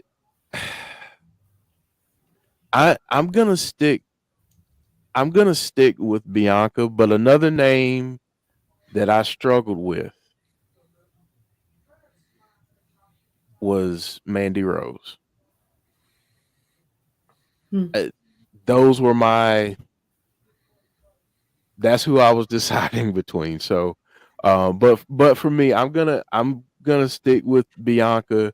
Bianca's a superstar. I mean, she's just a star. And she's only going to get better from here. And I can't wait to see what she does next. But yeah, I'm going to stick with her. But this was a very, very, very tight race. Yes. Yep. And it seemed like it was that way for everybody. I am going to. James says Camille. Alexa Bliss Gamer, not surprised. Masha says Barry Monkey. Alley Katz, breakout female wrestler. Cannot argue with Bianca. She has it. Miyu Yamashita for me, says the Coog. I'm going with Mandy Rose. There's not that many times that a wrestler does what she did. You all know the backstory. Mandy Rose was in the main roster. She was involved in some really, really weird storylines with Otis. Remember the whole Otis thing? Mm-hmm. She really wasn't going many places on the main roster. So she decided, I'm going to go to NXT and I'm going to reinvent myself. And she certainly did. Toxic Attraction, it was a tremendous faction. And she held on to that title for, was it Tazzy, exactly the number over a year? Ooh, you got me on that one. Yeah, I'm not 100% sure. About 400 or 500, if I'm not mistaken. Yeah, I got to actually go back to that. So she held on to that title for a good long time, and she had some tremendous matches along the way. And I know what happened to her and stuff like that with WWE and loopholes and all that kind of stuff. I get it. And I'm not saying that anybody's right or anybody's wrong. And obviously, Mandy's doing pretty darn well for herself. Apparently, there got leaked that she raised she got $1 million. Hey, you know what? Go get it. Go get it if you can get it. There's nothing wrong with that.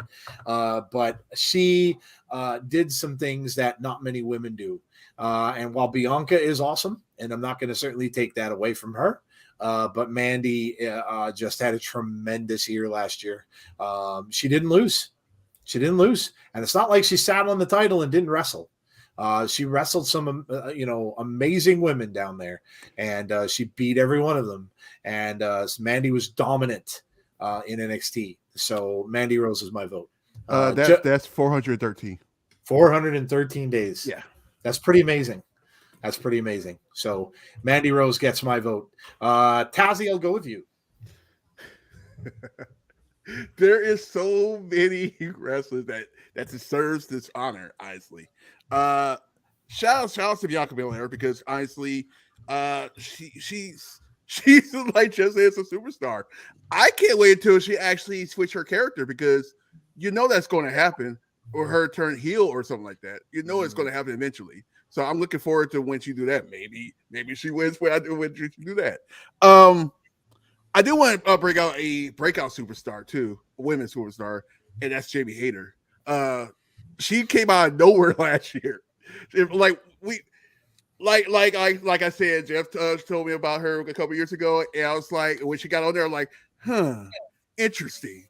Like she could be a star, and look, she's AEW champion now. It's like I didn't think it was going to happen that soon, but it happened.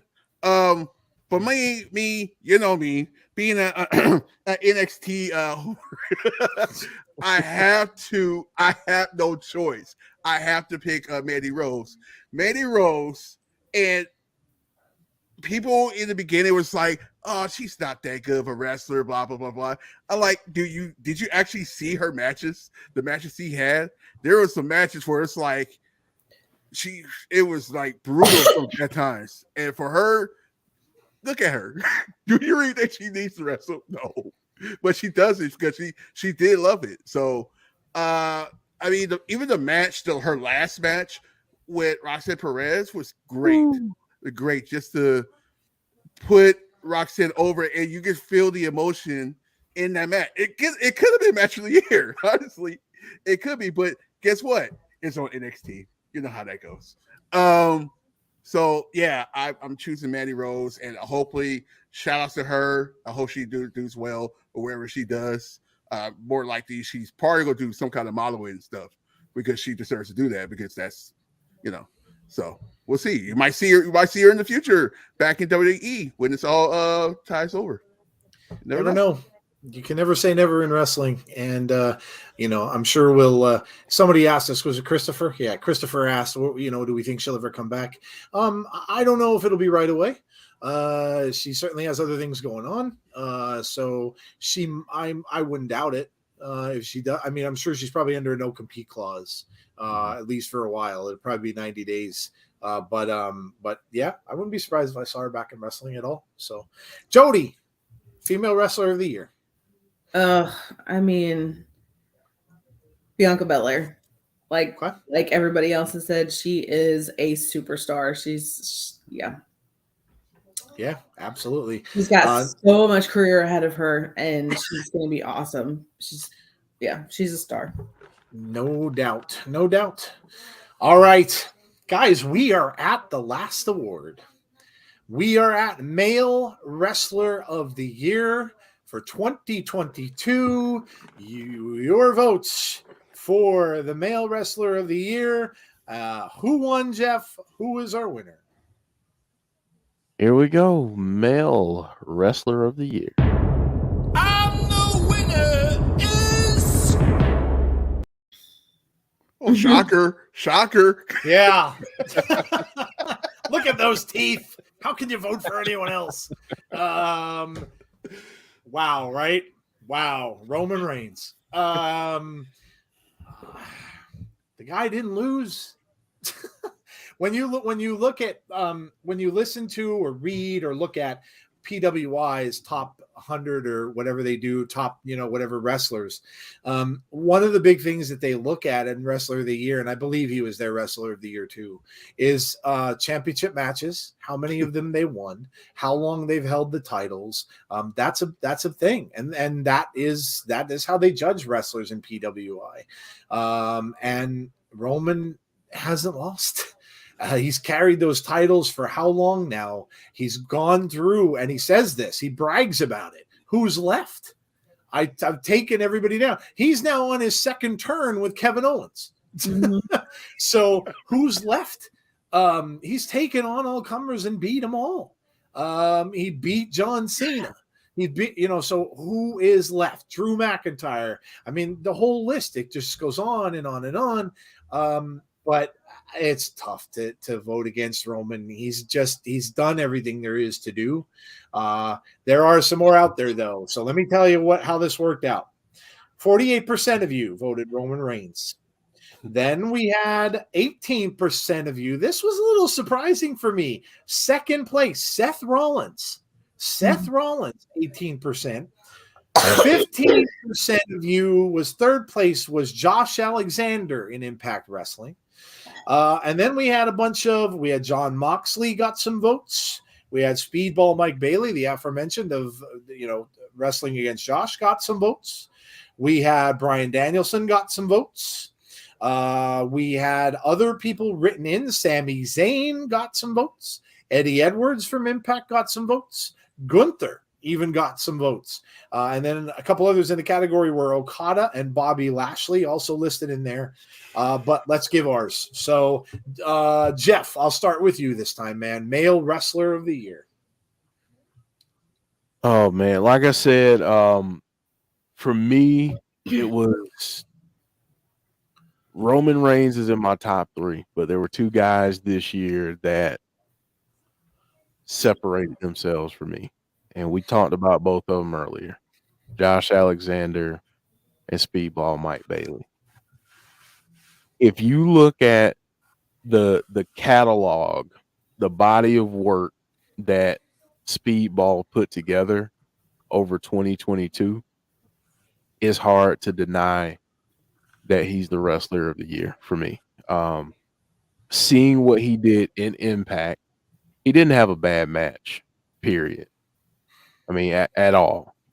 The match that he had with Kenny King, the one that stopped and started, yep, tremendous. But for me, if you go take a look at Speedball's work over 2022, you look at all of his matches, it doesn't matter the size of the venue or who he's wrestling, it's going to be a great match. And for me,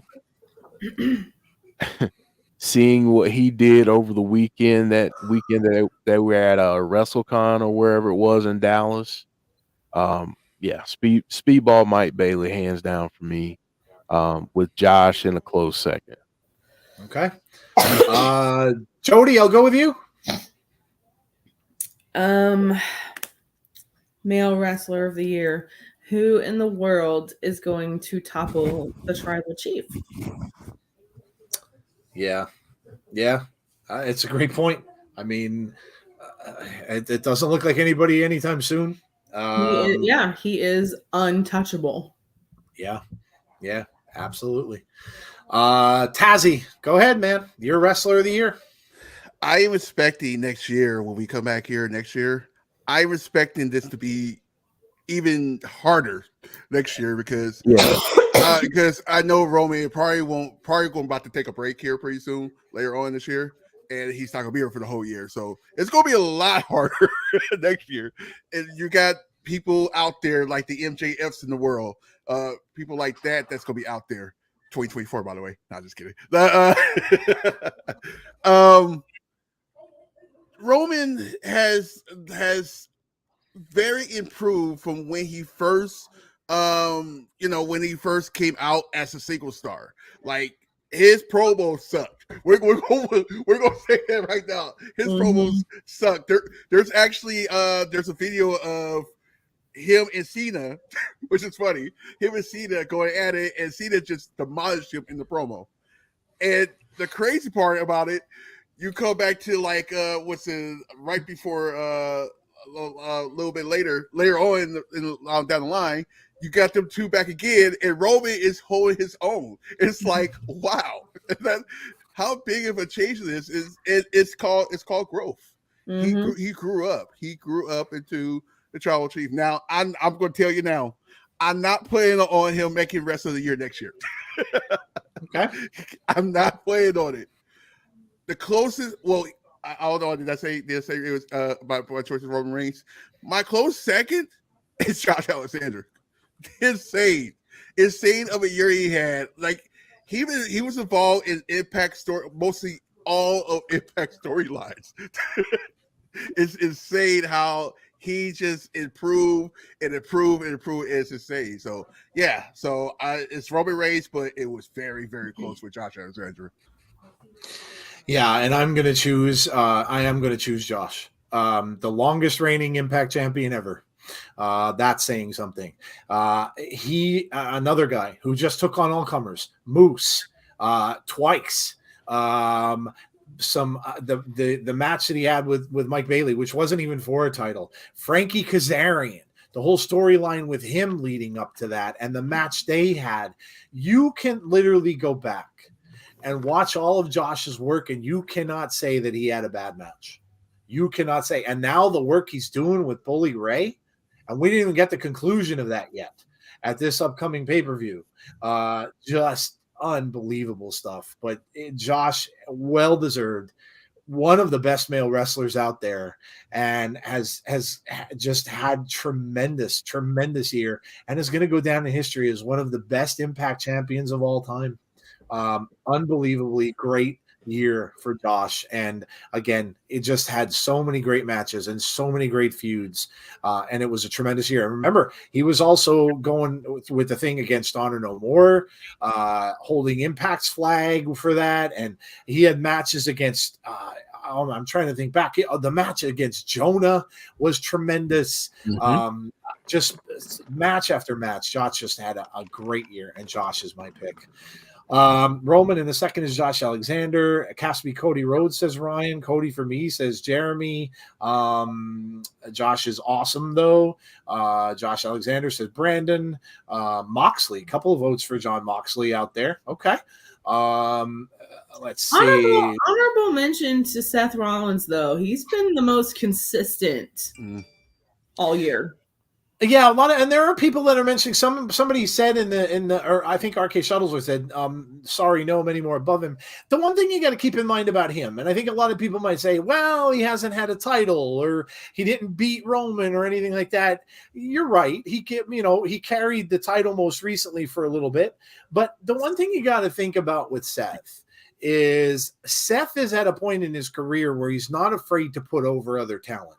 And he's doing a great job doing that. The whole thing with Cody and getting him over with that injury. And so Seth's body of work is one of the things you have to look at with that, and I think maybe the people who voted for him for that reason, not necessarily a title. And again, if you look at PWI, he wouldn't score high there because he didn't have a lot of gold for a very long length of time, but he did have some matches. Now, some might say, well, he lost a lot. He did, but he also put a lot of people over. So that has to be counted as well. Mark's talking about Kenny Omega. Speedball did it in several promotions over the year, and not just Impact. That's very true. Roman Reigns Supreme, Dancing Moose, Will Ospreay. Omega versus Ospreay was damn near perfection. Seth had a great year. All right, guys, that is it. That is our awards for 2022. So thank you so much for voting for that, because again, we had more votes than we ever got. So now we're going to go into the next part of our show, and I'm so glad you're coming. So glad you're here for this, because this is big for us. We're doing some things that are new with our show this year, and we're really, really excited. Jeff and I got together. We spoke on the phone about what we got going on, and one of the big things that a lot of you asked us about, and you can see up on the board, that's what the little synopsis we have going on. So more content, reaction videos. So what we mean by that is if we see something happen, and it could be any of the family, something happens and we see it happening and we're like, oh my God, I got to get out there, put a quick reaction out there. We're going to do stuff like that. So we're going to do shorter little reaction videos. So we see something big occur, we'll go on there, we'll do a quick reaction video. Jeff will get it out on the channel. So, like 4 or 5 minute videos. These could be on our channel. It could be on our TikTok, which we don't utilize at all, by the way. I think I might have 5 videos up there. They're all of my face. But we're going to use that. He has written there more like top 10 shows. We were doing those on Twitch for a long time, so we might do those from time to time. Just a little, maybe an hour show where we count down the top 10 something, tag teams, factions, all of that stuff. So more Abby's Window content for Abby's lovers, shorts for Abby's Window. So again, little shorter videos that, again, not the hour and a half videos, but just something quick you can watch. Reactions as well for things that Bray Wyatt may be doing or things that are going on with that. Between the Ropes show will be a constant in 2023. Yes, we didn't do enough of the show. We love doing the Sunday show, didn't do enough of it, so we're promising that we're going to do that every single Sunday. So barring any kind of major holidays or anything like that, of course, but we will be doing that more consistently this year. More interviews. We're going to get back to, and that's what we're doing on Wednesday, this coming Wednesday, as Jody told you guys. We're going to get more people on the show. We love doing interviews. We love talking to wrestlers and other people, and that was one of the things we always used to do in the early parts of the show. So love doing that kind of stuff. So we're going to do more interviews with people, wrestlers, and maybe some people who aren't wrestlers that may be involved with, like we have a famous horror director coming on the show. So just something that we all like. And most importantly, continuing to cultivate a positive community. The key word there is positive. That is a safe space for all. Jeff and I discussed this as well, and I know Jody and Tazzy agree. We want this channel to be different. There are tons and tons of wrestling places out there. Tons. You guys can watch any of them. Conrad has his own. There, C Wrestling, of course, does his thing. So many people have wrestling content. But one of the things we want to differentiate in is we want to be, I liken it to, of course, something in the 80s. That's what I do. And I liken it to Cheers. The place where everybody knows your name and you can come to have a good time. And that's what we want to do. There's enough negativity. There's enough garbage that gets spewed out about wrestling and why this sucks and why that sucks. That's not going to happen on our channel. We are going to have you guys on with us to have a good time and to enjoy ourselves and to really have fun with pro wrestling, which is what it should be. So that is our synopsis for 2023. That is our plan that we're going to go with. And Jeff, do you have, we're going to talk about the memberships next, correct? There we go. Jeff, I got you covered. You got me covered, man. Actually, Jeff, you know what? Why don't you, because my voice is getting a little shot, why don't you go through this? Yeah. So what we did was we created 3 tiers of channel membership, to add a little bit more to the channel and give some more exclusive content and, kind of let you inside the minds of the folks that come, see, Tazzy's picking up what I'm putting down. So we, like I said, we've got 3 levels. The first one, and obviously this is the inside. We're the insiders, and you guys are the insiders army. So we've got 3 levels here. We got the insiders army. We start out with the corporals, which is the $3.99 per month tier, and that's going to be custom channel badges, special shout outs each stream, and access to members only monthly live watch along. And that's going to be a pay-per-view or something wrestling related. Shoot, it could even be a movie, a wrestling movie. By the way, if that would be cool. Yeah, that's a good idea. If you've never seen The Wrestler. Oh, with Mickey Rourke. I was just thinking of that one too. Yes, if you've never seen that. Tremendous. Yes. So just saying. But that's tier 1. That's $3.99.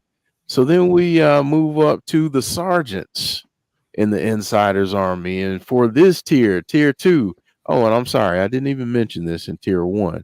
So tier 1, if you're a member, you get a 10% discount on Insiders merch, which is you can have your own shenanigans shirt. That's right. That's right. So this level, the sergeant's level, $6.99 per month. You get a 15% discount on Insiders merch, and then you also get custom channel badges, Insiders Army Sergeant shout out screen, access to members only monthly live watch along, This is pretty cool though. Private Ask the Insiders monthly segment. Winners will be selected to join the insiders to ask questions.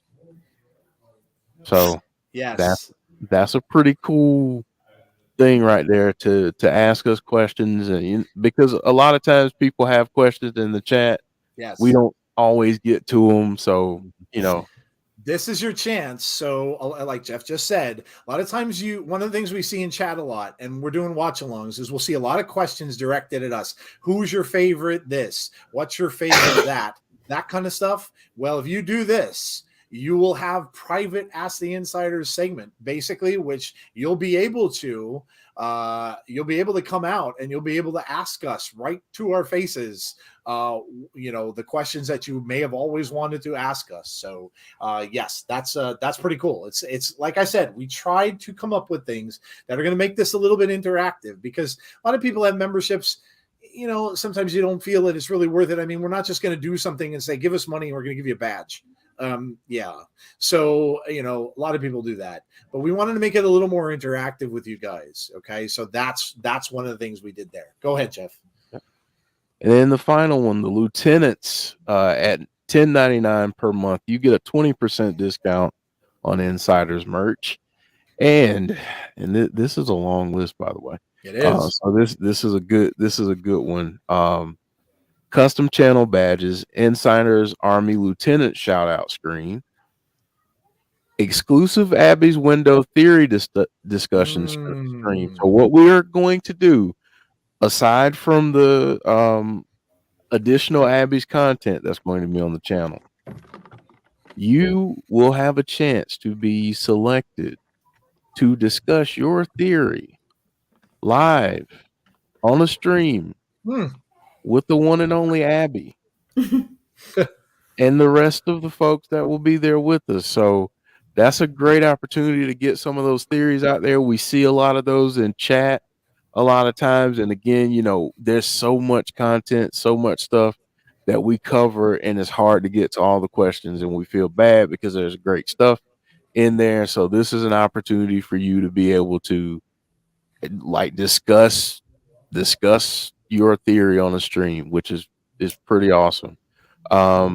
Access to a members only live watch along, airing of grievances, or sell or no sell moderator. So what that means is, if you're selected, you can come on and you can air a grievance, or if you'd like, you can be the moderator of our sell or no sell debate segment.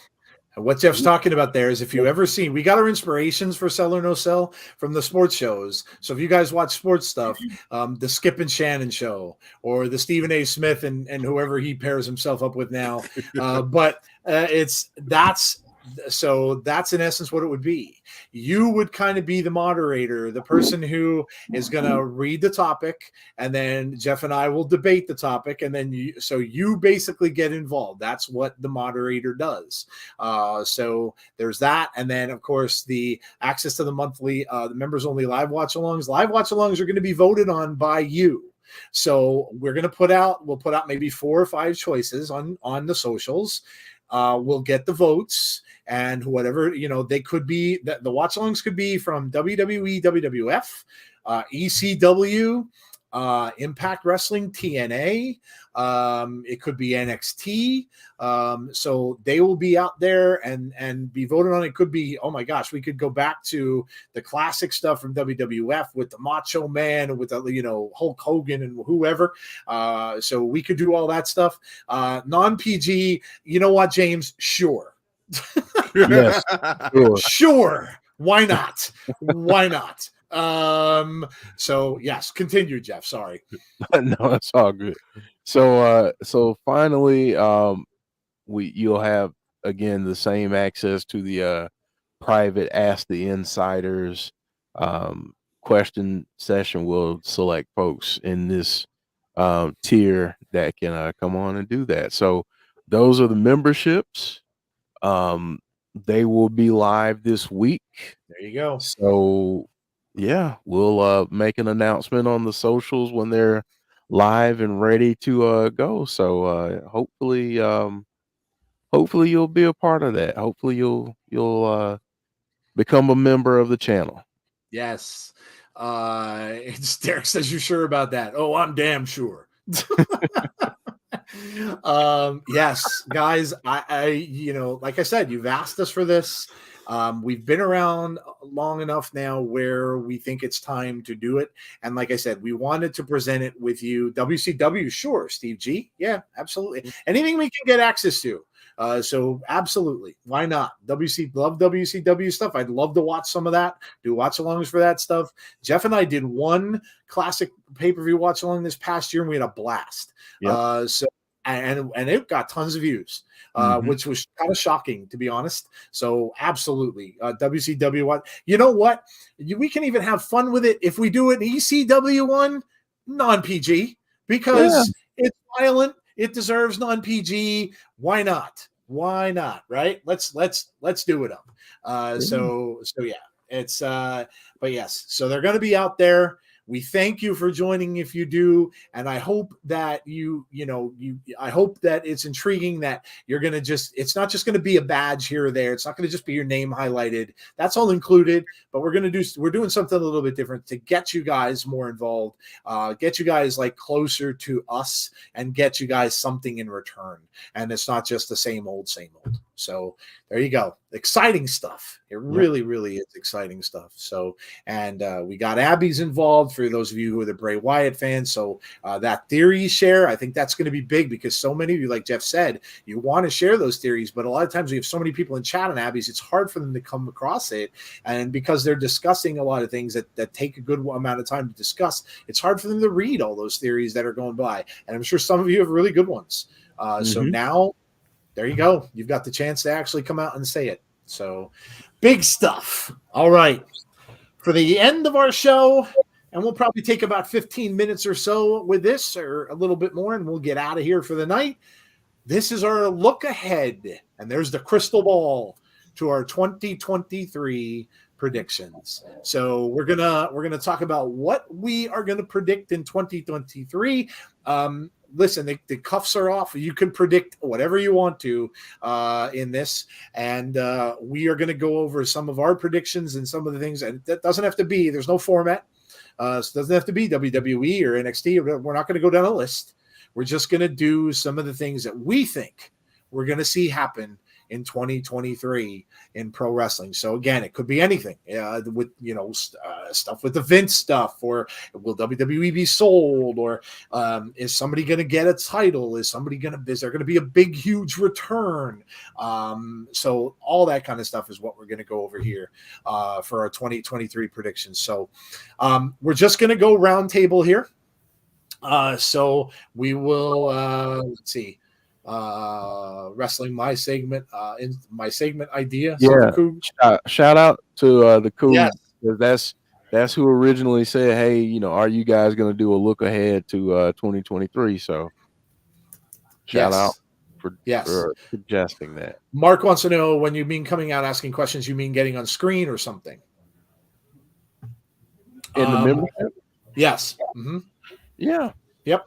You can get on screen, or you can do whatever makes you audio, whatever yes, you want. Whatever makes you comfortable. Whatever makes you comfortable. But yes, you will be kind of like Jody is. You see how Jody is right now, because Jody's on screen but not on screen. It could kind of be something like that, where it could just be audio. You don't have to be on if you don't want to. I know there's a lot of people out there who have they're a little uncomfortable being on video, but yes, yeah, absolutely. I say votes on classic pay-per-view watch along. What about a Meet the Insiders in person if we get to? Well, that would involve us probably flying all over the country and overseas, and that'd be a little difficult. That would be a little difficult to do. I wish we had that kind of money where we could come out and meet all of you. But unfortunately we don't. So yes, that would be, that'd be a little tough to do. But all right, let's go round table here, and let's start with 2023 predictions. So I'm going to start here with, who am I going to put in the spot? Tazzy, I'm going to put you on the spot. Tazzy's like, I want a little more time to think. what are some of your big, and you don't have to go through a lot. Just give us like a couple, 2 or 3 here or there of big things that you think are going to happen in pro wrestling this year. Whoo, where do I start with all this? Oh man, oh wow. Well, I do say this. Expect NXT to actually grow a little bit this year too, because this is going to be the year for the expanding, like NXT Mexico, NXT Europe, but expect the unexpected with those things with NXT. On the main roster. Let's go with this one. And you're going to be like, after seeing this guy do what he did in 2022, it would not shock me for Sami Zayn to be champion this year. I mean, let's be honest. When he was NXT champion in I forgot what year, but he succeeded. He did some things, and he has the comedy relief. He has the wrestling skills. Everybody was like, "Can he wrestle, dude?" The dude can wrestle. Can you imagine Sami Zayn versus Cody Rhodes? Wink, wink. Can you imagine that? Can you imagine Sami Zayn versus Bray? Oh my gosh! Can you? Wow. First of all, can you imagine the promo work on that? Oh boy. The other thing is the NXT championship. I do say this. I should be saying this, but I'm like, I don't care. But expect Joe Gacy to be champion sometime this year. Expecting that. Joe Gacy, because the way they're trying to do that faction is to put one person up and probably have the other two as tag team champions. By the way, I just did that. The Dry SB tag team champions this year, so I just did that. Okay, Impact Wrestling.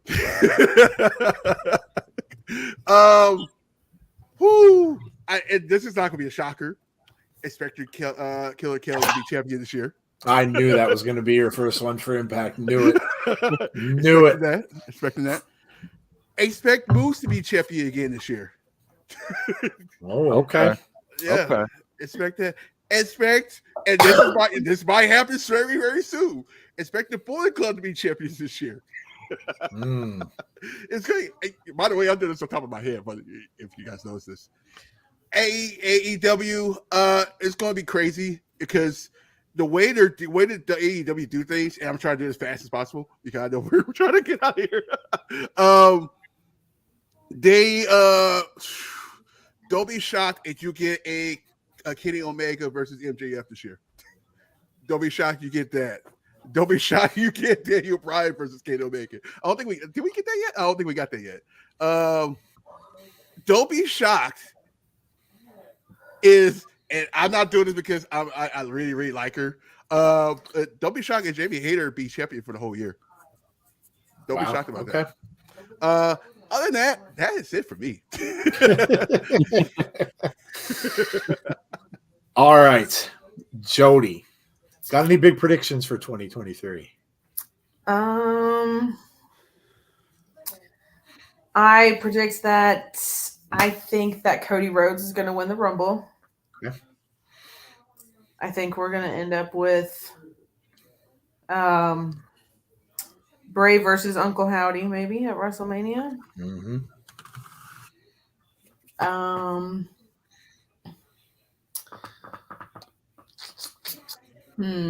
I don't know. I think this could be a very big year, like you said, for Sami Zayn. I wouldn't be surprised if he is champion at some point this year. But at some point this year, Roman is going to have no titles. Wow. No titles. Okay. All right. There you go. Let's see. We got Derek. Derek's trying to get himself kicked out of our chat. It's not going to happen. Cora Jade will become NXT Women's Champion. Danielson versus Omega 2. I'm in. AJ Styles will be champion. The Rock shows up at the Rumble. Tama Tonga, Matt Cardona, and Sami Callihan are some of the surprise entrants. Cody wins the Royal Rumble. FTR returns the night after Mania. Alexa Bliss will be women's champion. Alexa Bliss and Bray Wyatt will reunite. My prediction is Wardlow, FTR, and the Elite versus MJF. And the Firm in a blood and guts. Wow, this is really technical. In a blood and guts match, or we get a first ever women's blood and guts match. Bold prediction: Switchblade Jay White debuts in WWE. Wow, Jay White in WWE. Okay. Good call. That's a good call. Oh, here's another prediction: Vincent and Dutch will end up in WWE. Okay. I was trying to think of some more short-term things as well because they're top of mind. I am going to say, and of course I got this from Jeff the Swami, but I'm going to say that because I love this one, Matt Cardona and Chelsea Green both enter the Rumble. I'm going to say that, and I'm going to give all the credit in the world to Jeff for this one because he predicted this too. So, it's probably going to be true.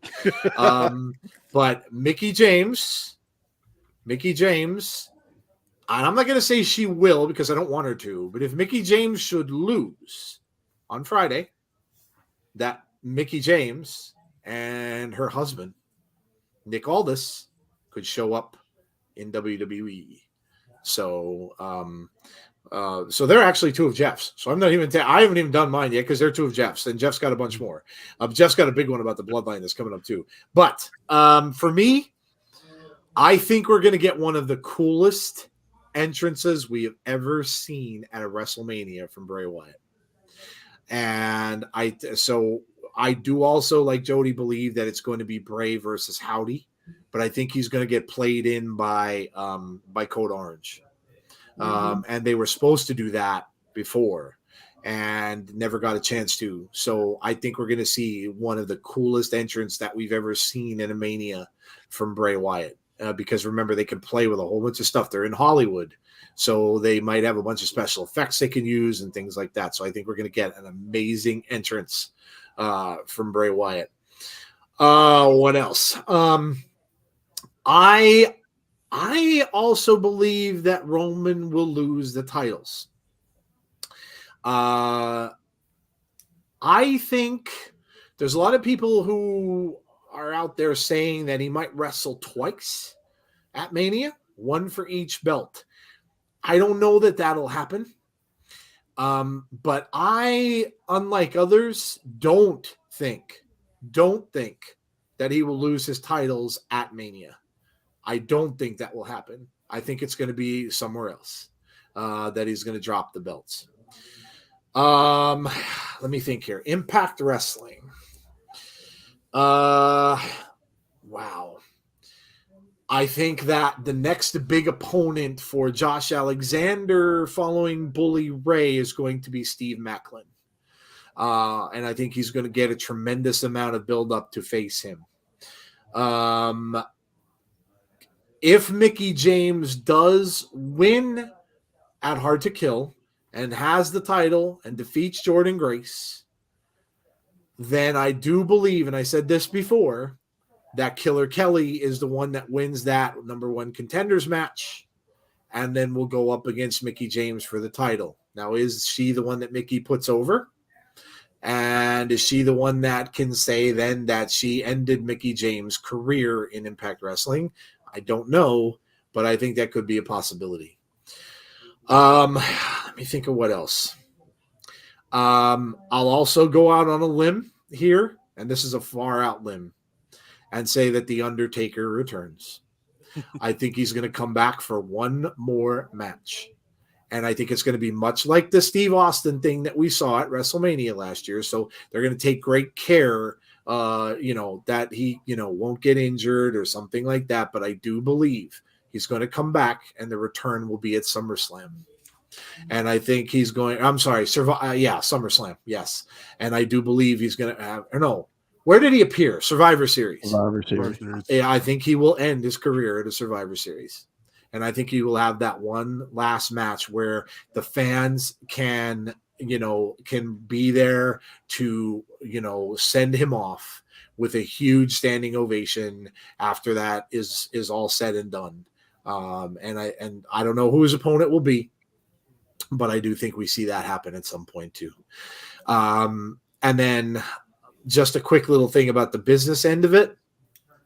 I do think that that USA Network will continue to have Raw.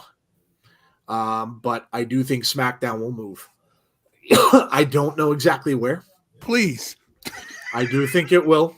I don't know exactly where. It could be Comcast may buy it. It could be Amazon. It could be even Google. I mean, look, Google just got the NFL season ticket for next year on YouTube TV, which I'm pretty happy about that.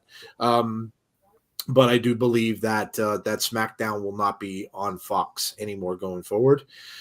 I also believe for Impact, one last quick one, that they will find a partnership with different distributor. I won't say they're going to go away from Access TV totally, because I don't know what their contract terms are and everything like that with Access, but I do believe they're going to find someone else that's going to be able to get their product out to more eyes than it is now.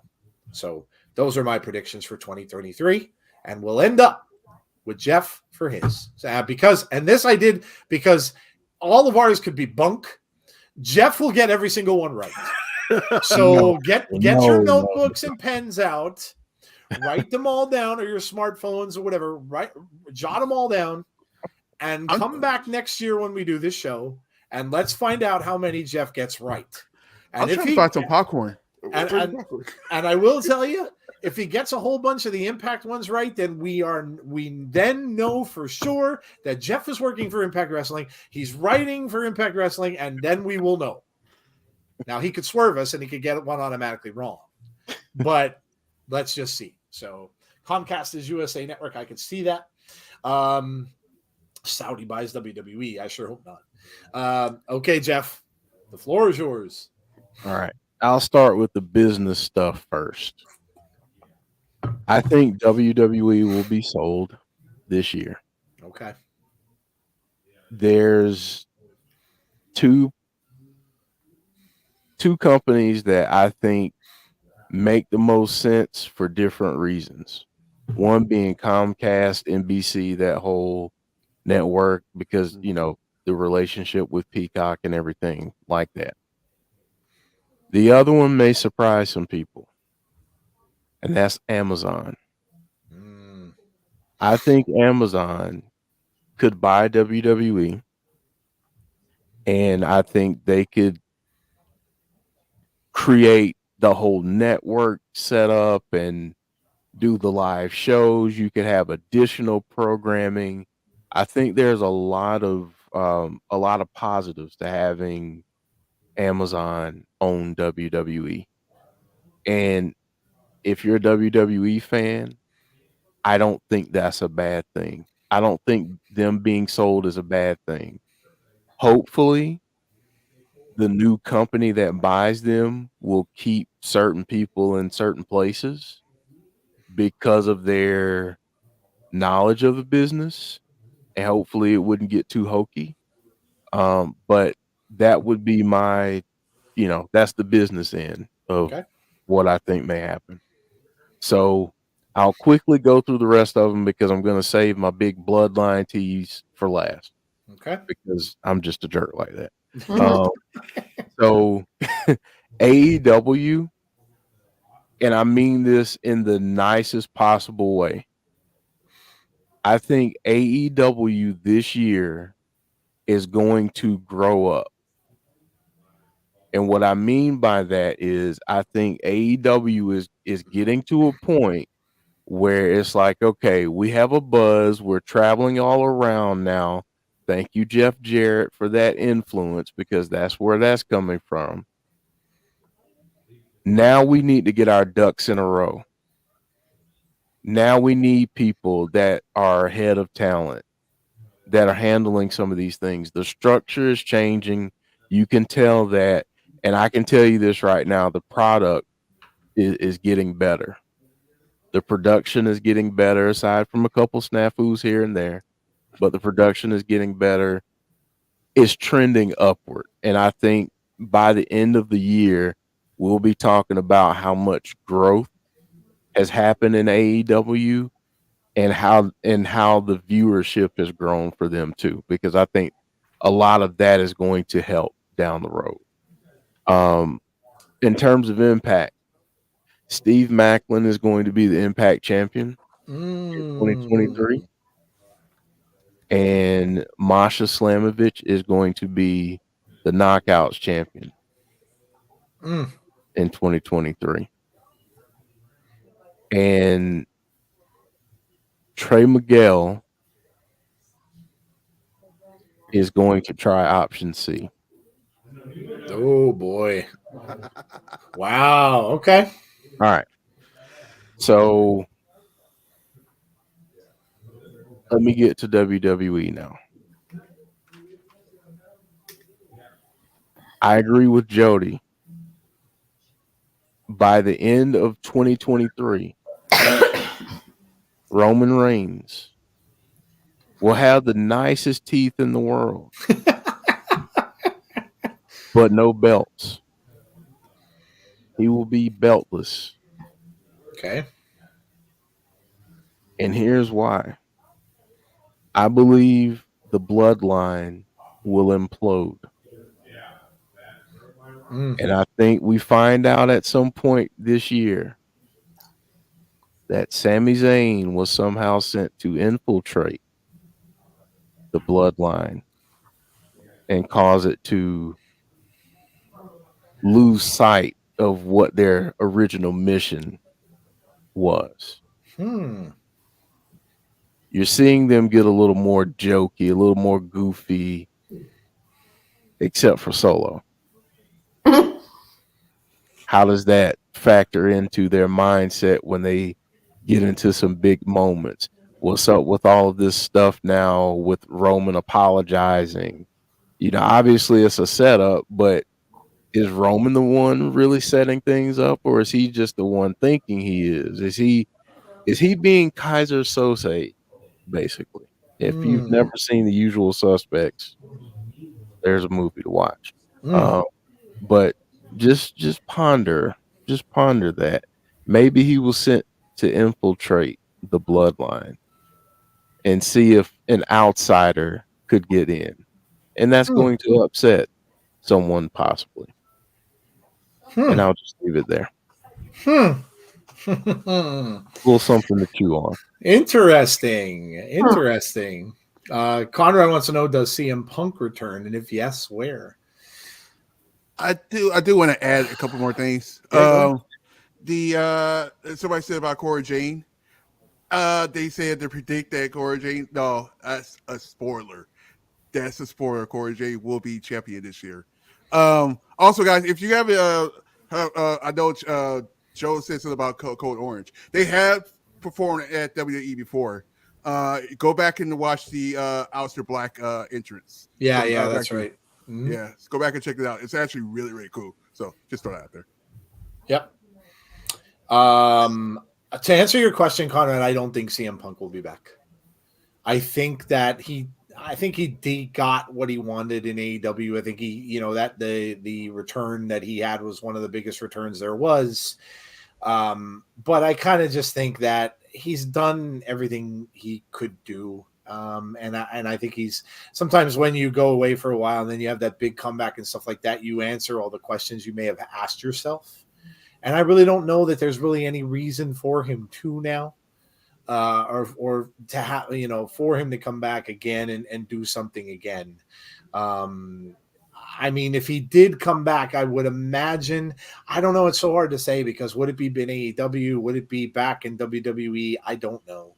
But I don't know. I kind of, Jeff is saying, he will go back to AEW.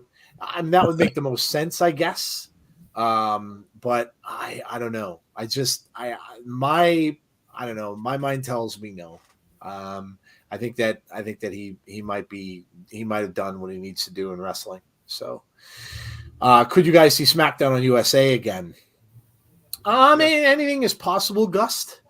Sure, but I don't know. That's going to be dependent upon whether or not they negotiate fully with them, and they have all their shows. Sure, it could happen, but yeah, I don't know. There's going to be a lot of money discussions, as Jeff was alluding to earlier, with WWE for sure, and that'll probably happen sooner than later in the next few months. So, all right, well, that's a wrap on 2022. And we're 8 days into 2023. We have our first pay-per-view coming up this coming week for Impact Wrestling, Hard to Kill. We have the Royal Rumble in just a few short weeks. So January is a big month, and we're going to be off to a very, very quick start on the channel. So before we go, we will let you know what we've got coming up. We have tomorrow, obviously, is already Monday. So Abby's Window tomorrow, 6 o'clock p.m. Eastern Standard Time. Join Jeff and Jody. They will talk all about what they expect is coming with that pitch black match. We did not see Bray, but we did get a promo from LA Knight, and where he talked about Bray's goons. Bray has goons. So they will discuss that and what they expect in the next couple of weeks from Bray Wyatt. So make sure you join them tomorrow at 6 o'clock p.m. Eastern Standard Time. Nothing Tuesday, nothing Wednesday. We're back on Thursday for Interview Wednesday. Oh, geez, yes, you're right. I see. I would have skipped right over it. Thank you. Wednesday, what time are we doing that? Do we know? 6. Okay. Wednesday at 6 o'clock p.m. Eastern Standard Time is a special show for us. So make sure you join Jody and Jeff for that. They will be interviewing the host horror director and a famous horror guy. He's got a lot of stuff out there now. So join them. That should be a fun time. It'll be a great interview and a guy who does some stuff that I won't watch because it's that demonic stuff. And it's like, nope. Absolutely not. But it should be a great time. So make sure you go out and join them. And I'm sure they'll ask him if if there's anybody, if he watches wrestling, if he likes it at all, and if he gets into anybody that's in the business. So make sure you join them for that 6 o'clock on Wednesday, and then come back on Thursday and join us for Impact Wrestling. That will start at 7:45 p.m. Eastern Standard Time. It is the go home show for Hard to Kill. So join us for that. And then right afterwards, we will give our predictions for Hard to Kill. So stick around after, and we will do those. And then, of course, on Friday, Hard to Kill is this coming Friday the 13th. I cannot wait. I'm so excited for Friday in more ways than one. Hard to Kill, and I'm hoping above hope that I get something for the new Crystal Lake series that's coming out on Peacock because there are only 2 of them this year. The other one is in October. I'm hoping in October I get a trailer. So I'm hoping I see something. It will make my year. So join us for that. And then, of course, come back and join us. And on Friday will be, we'll keep our eyes. I remember the last time we did it, Tazzy kind of kept his eyes on SmackDown. I don't know. I don't think you could do that anymore because you're not going to be able to. Never mind. Full Impact this time. Full Impact. Tazzy can certainly join us for Impact, and we'll keep it on somewhere. And I'm sure you guys will keep us informed if we if anything big happens there. So we'll keep our eyes on both. And then on Sunday, next Sunday, we'll be right back here for Between the Ropes with the Insiders. So don't forget, please watch the memberships. We'll announce when they go live. It'll be on our socials. We'll have it on Twitter. We'll have it on YouTube as a post there. We'll have it on Instagram and our Facebook as well. So watch for the memberships. And I'll say it ahead of time. Thank you if you do decide to do them. We really, really appreciate it. So Tazzy, what have you got coming up? And then we will say goodnight. Right after Abby's, we have the Royal Watch-Along for tomorrow. It should be a huge one. What will Alexa Bliss say? Who knows? We'll see. 7:30 p.m. Eastern Time. I'll let you know if that changes because I actually got to talk to Jeff about something after this. We get done here. So right now it's 7:30, but that might change. Don't forget Tuesday. I almost forgot. New Year's Evil is Tuesday. Don't forget 7:30 p.m. Eastern Time. I have a list of matches. I'm not gonna read all that. Just say it's going to be a great show. I do say this. We have a 20-woman War Rumble, whatever. And that's whoever wins that match will actually face Roxanne Perez at Vengeance Day, which is less than a month away. By the way, that's funny. And don't forget Saturday. Saturday we are doing it again. Next Saturday, since we have nothing going on next Saturday, we are doing the Weekend Wrestling Update Party. That will start at 6 p.m. Eastern Time. That's right now. That might change if I see the Bengals are playing at the same time. I will move it. Just throw it out there. But yeah, as right now it's 6 p.m. Eastern Time. And I think that's it. We don't have no more pay-per-views for a while. So yeah, we're good. All right, there you go. Yeah, Jeff. Yeah, we can do that. Sure, Jason, we can do that. Absolutely. Good night, Conrad. Good night to all of you. Yeah, and thank you, James Grant. All right, guys. Well, listen. We hope to have a big year. If you are a football fan, the Detroit Lions are 2 minutes and 21 seconds away from advancing to the playoffs. They're ahead 20-16 with 2 minutes left in the game, and they have the ball in Green Bay territory. So, yeah, so Detroit could be in the playoffs this year. So there you go. All right, guys. Really had a great time tonight, and of course, this look back at 2022. We put 2022 behind us; it's in the books, and now we're moving ahead. So, what's going to be out there for 2023? What are we going to see? Well, the only way you can find that out is to come and join us. And we hope to see you all for our next show, which will be Abby's Window tomorrow night at 6 o'clock p.m. Eastern Standard Time. Have a great rest of your night, folks. Thank you all for coming out. Thank you for sticking around. Thank you for voting for our awards this year. We really appreciate that. We really appreciate all of you. And please remember to subscribe to the channel, like the video if you didn't already, hit the notifications button to be notified about when we have all that future content we talked about. And if you so desire, please get the memberships as well. All right. We will see you soon. Hope to see you tomorrow for Abby's. Have a great rest of your night. Stay safe. Be kind to one another. And hopefully we will see you all tomorrow night. Have a great night, guys. Good night.